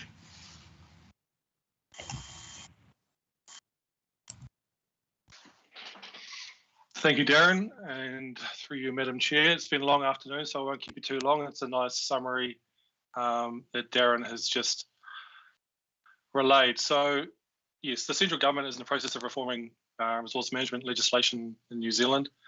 The Resource Management Act will be repealed and replaced with 3 new pieces of legislation. First being the Natural and Built Environments Act, which is the main replacement for the Resource Management Act, which is designed to protect and restore the environment while better enabling development. There's also the Strategic Planning Act, which requires the development of long-term regional spatial strategies to help coordinate and integrate decisions made under relevant legislation. And third, and lastly, the Climate Adaptation Act, which supports New Zealand's response to the effects of climate change. The exposure draft for the Natural and Built Environments Act was the first of those 3 pieces of legislation, and we lodged a submission on behalf of Council on the 3rd of August. A select committee will report the findings from the submission process back to the House, and that is due in 3 days' time on the 22nd of October. There have been no updates in terms of this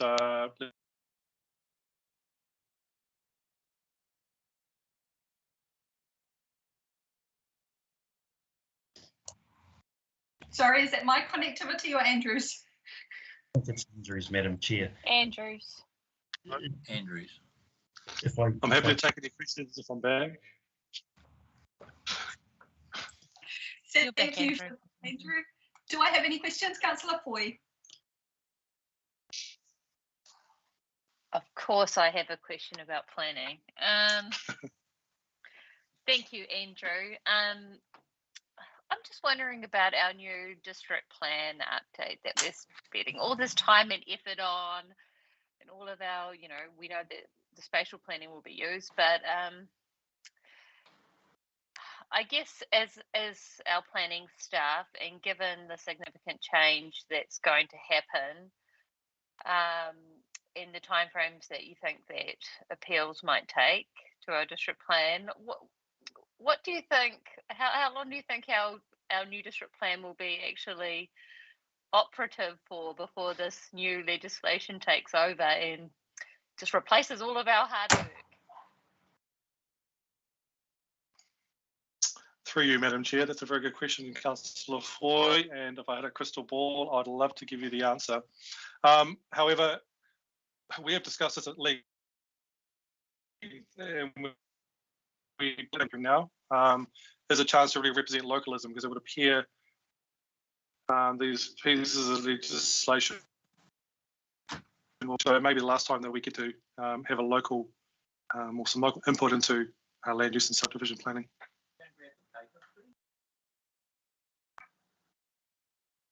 Thank you for that, Andrew. Good response. I think we'd all wish that we had a crystal ball most days, to be honest. So if you find one, let us know. I don't have any further hands up at this point, so I'm happy to put this to the vote. The Strategy and Policy Committee received the report Natural and Built Environments Act Exposure Draft Submission, moved and seconded. I'm in favour. Councillor Clendon. Aye. Mayor Carter. Mayor Carter? Aye. Deputy Mayor Court? Aye. Councillor Collard? Aye. Councillor Foy? Aye. Councillor Stratford? Aye. Councillor Vucic? Aye. Member Ward? Aye. Carried. Thank you, everybody. Getting there, nearly there, team. Item 6.6, audit report for the 2021-31 long-term plan. The recommendation is that the Strategy and Policy Committee receive the audit report for the 2021-31 long-term plan. Do I have a mover? I'll move. Thank you, Councillor Vucic. Seconder? I'm happy to second. The floor is yours, Darren. Thank you, Madam Chair. I know my limitations, and I'm happy to see Janice is in the room, so I'm going to invite you to talk to the report, please. Thank you, Darren, and through the chair, I'll take the report as read. This is the normal audit process. When they've been through an audit, they issue a management report. The issues raised in here are nothing of significance. They're things for us to consider for the next long-term plan. So happy to take questions. Thank you for that, Janice, and nice to see you. Councillor Vucic, as mover, do you have any questions or comments? Otherwise, I note that Deputy Mayor Court's hand is up. Yeah, I'll reserve any comments. So I'll go with Deputy Mayor. Thank you, Madam Chair. Just drop my hand. I'd like to draw my colleagues' attention to page 318, item 2.5, funding from Waka Kotahi. I did talk about this morning, and I have talked about this with Sean, and I'm still trying to get a better understanding of how our colleagues in the North responded to this. So when we put our long-term plan together, we use our activity management plan to support our funding pitch for investment in the transport space. Waka Kotahi signalled early that they were under significant funding constraints, and you will recall I advised you that up to 90% of their forecast revenue was committed to projects undertaken in the last NLTP. And accordingly, the indicative funding announcement for the Far North was well shy of where we needed to pitch. Audit spoke to Janice, and I'd asked Janice to comment shortly, and said you can't sustain that level of funding in the LTP when you've been told by Waka Kotahi that they can't match it. You have to moderate it down, or you'll get a tagged audit. So accordingly, $17 million was removed from the LTP. Then the government tipped in $2 billion and increased Waka Kotahi's funding, and the final funding pitch we received was significantly higher, but we've already removed our local share.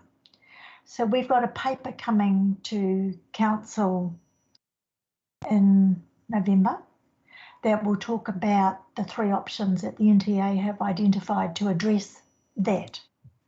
But it raises an issue that I've shared with Sean, is that the whole process is an absolute nonsense, in my humble opinion, where we run the risk of getting a tagged audit for circumstances that are completely outside of our control. And we're in a position now where we don't have enough local share to pick up the Waka Kotahi allocation. I am advised Whangarei and Kaipara said, no, we're not modifying our LTP. And if you want to tag our audit, go ahead and tag it. So Sean is looking into that for me. But their funding shortfall was significantly less than ours, and it may not have triggered significance in engagement. But I signal that because this is an opportunity now to consider what we might do as we head to the next LTP, and I don't want to be in that position again. Right now, the Minister of Transport has called for a review of the way Waka Kotahi is funded. And I think we're in a good position to make a deputation or a submission, call it whatever you will, on this, that it is simply not acceptable that an LTP runs the risk of being tagged because a third party funder is not in a position to confirm their share. I'll leave it at that. You've heard me rant about that this morning. You've got the drift. It would be good if Janice could provide comment. Glenn Raynham has a really good way of articulating this, and I think he'd be a really good advocate for writing something if that was the route we wanted to go down. Thank you.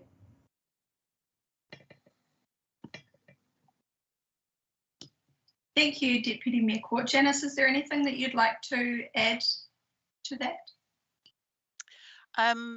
Thank you, Chair. Other than to echo the Deputy Mayor's comments, I can't recall an LTP where we've been in the position we were in this time. I think the fact that an indicative value was issued on the 31st of May, immediately before auditors were issuing their opinions, caused considerable disquiet across the sector because it wasn't just us. I too would be interested to know about Whangarei and Kaipara because it was definitely significant for our auditors. The reason that the renewals was removed was because that's an easier decision for council to make to reinstate the funding.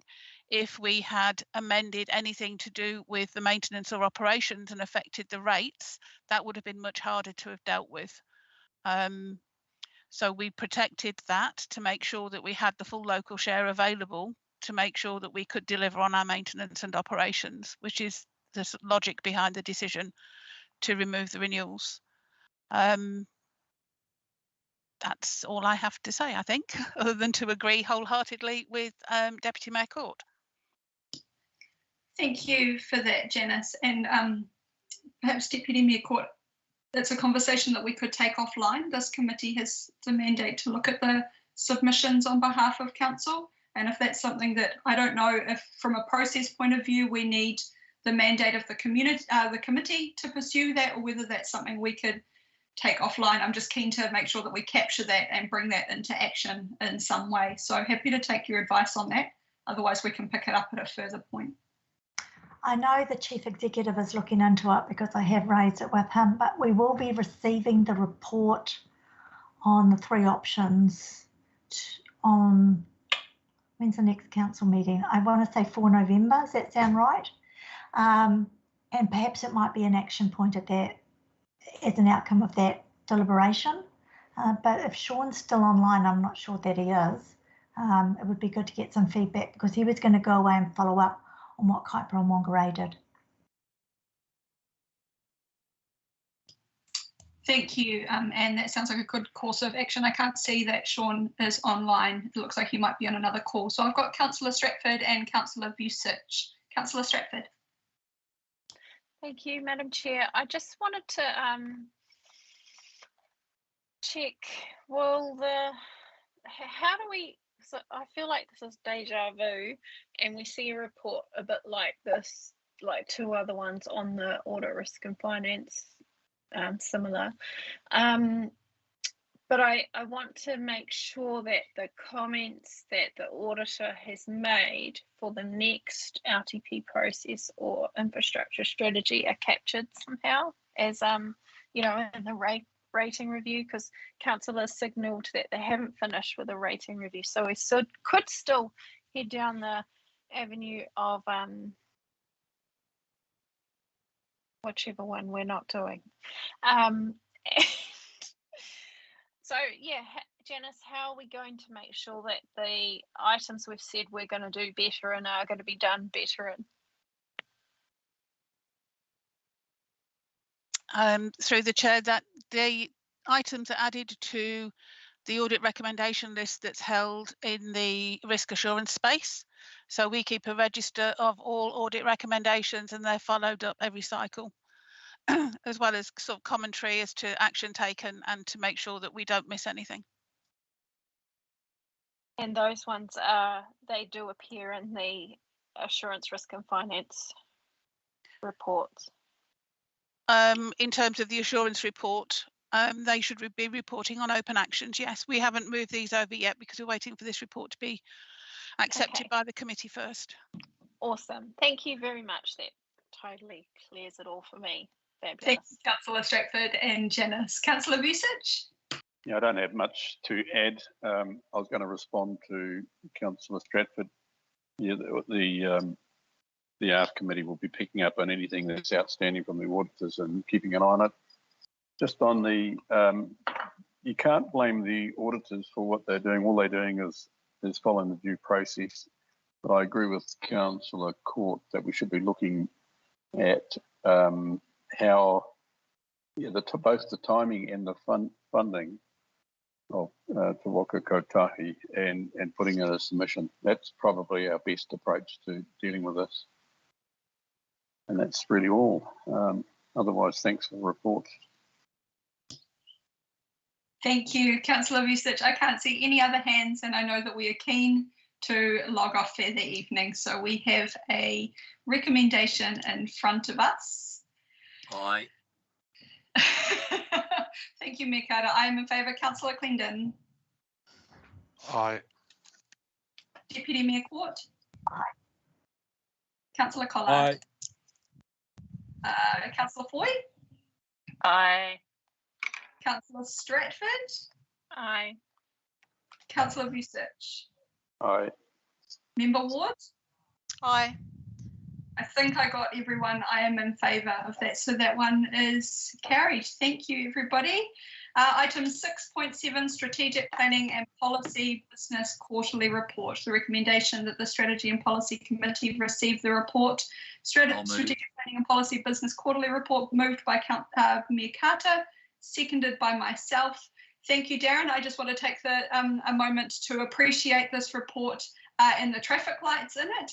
It was a really, really good report to digest, and I'm excited to see where this takes us as a committee.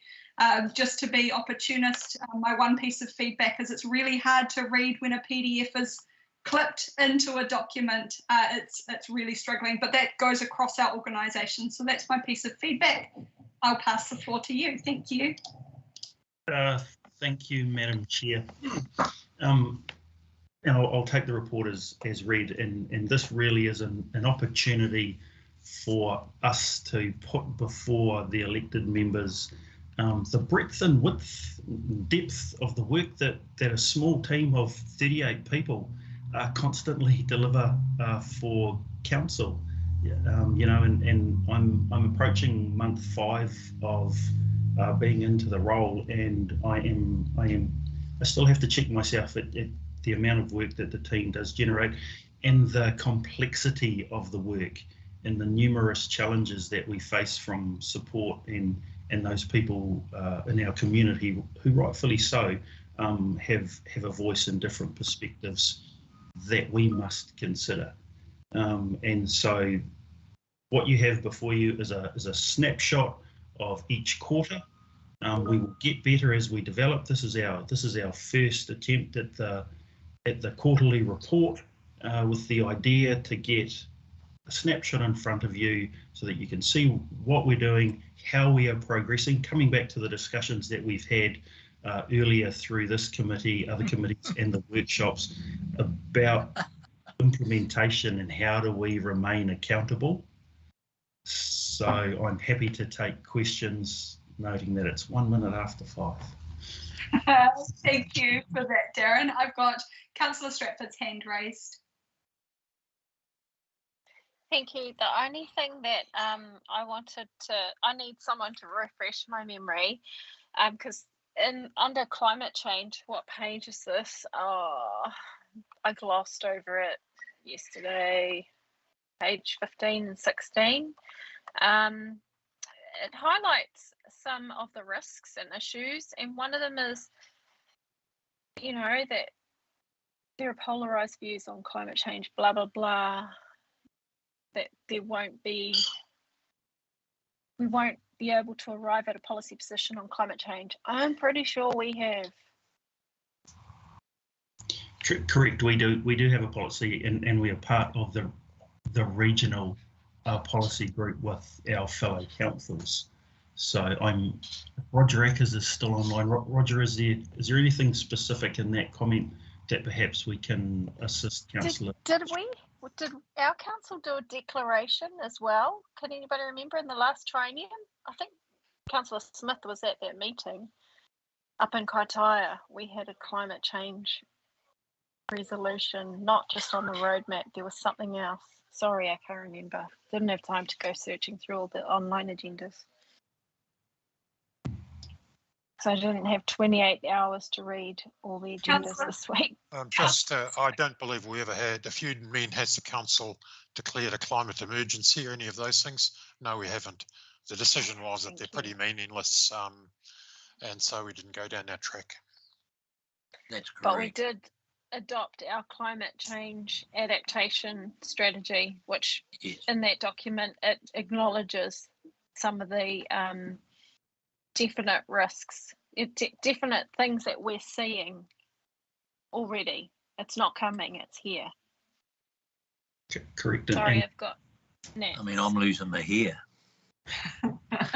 Thank you for that, Councillor Stratford. And perhaps that might be a conversation that you'd like to pick up with Councillor Clendon through his climate change portfolio to get a more robust response, considering you look like you're in pain and we are now at 5:03. So if you're happy to move on with that, then that would be great. Do I have any further questions or comments for Darren in regards to this fantastic quarterly report? If not, I will put it to the vote. I am in favour. Councillor Clendon. Aye. Mayor Carter. Aye. Deputy Mayor Ford. Aye. Councillor Connor.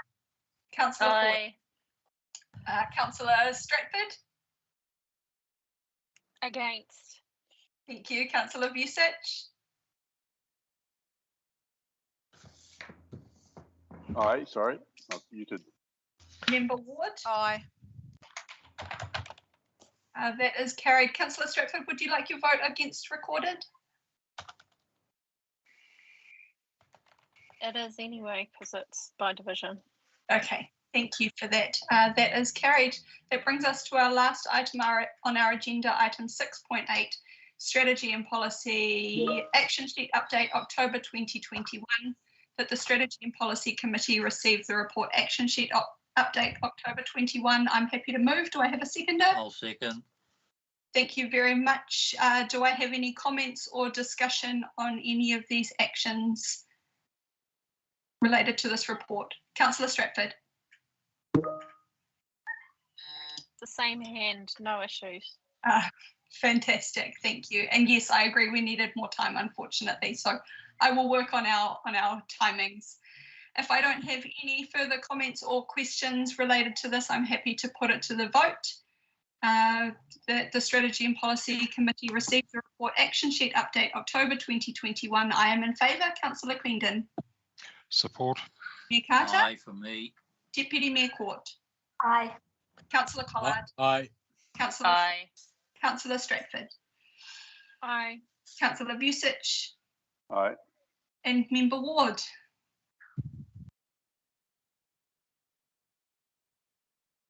Member Ward. Oh, I said aye. Did it not come through? Sorry. Apologies. Aye. That is carried. And that brings us to the end of our agenda for today, everybody. Thank you for your mammoth effort. I appreciate that it has been chunky and challenging at times, but we got there, and I think we can be proud of that. You can all go outside and enjoy some well-deserved sunshine. Thank you again, Darren, Thank you, Rachel. team, and everyone for attending. And on that note, I will close us with a karakia. E noi tātou. Kia hora te marino, kia whakapapa pounamu te moana, hei huarahi mā tātou e te rangi nei, aroha atu, aroha mai, tātou e tātou kato. Ui e, tā ki e. Kia ora everybody, go and have a good evening. Kia ora, Rach.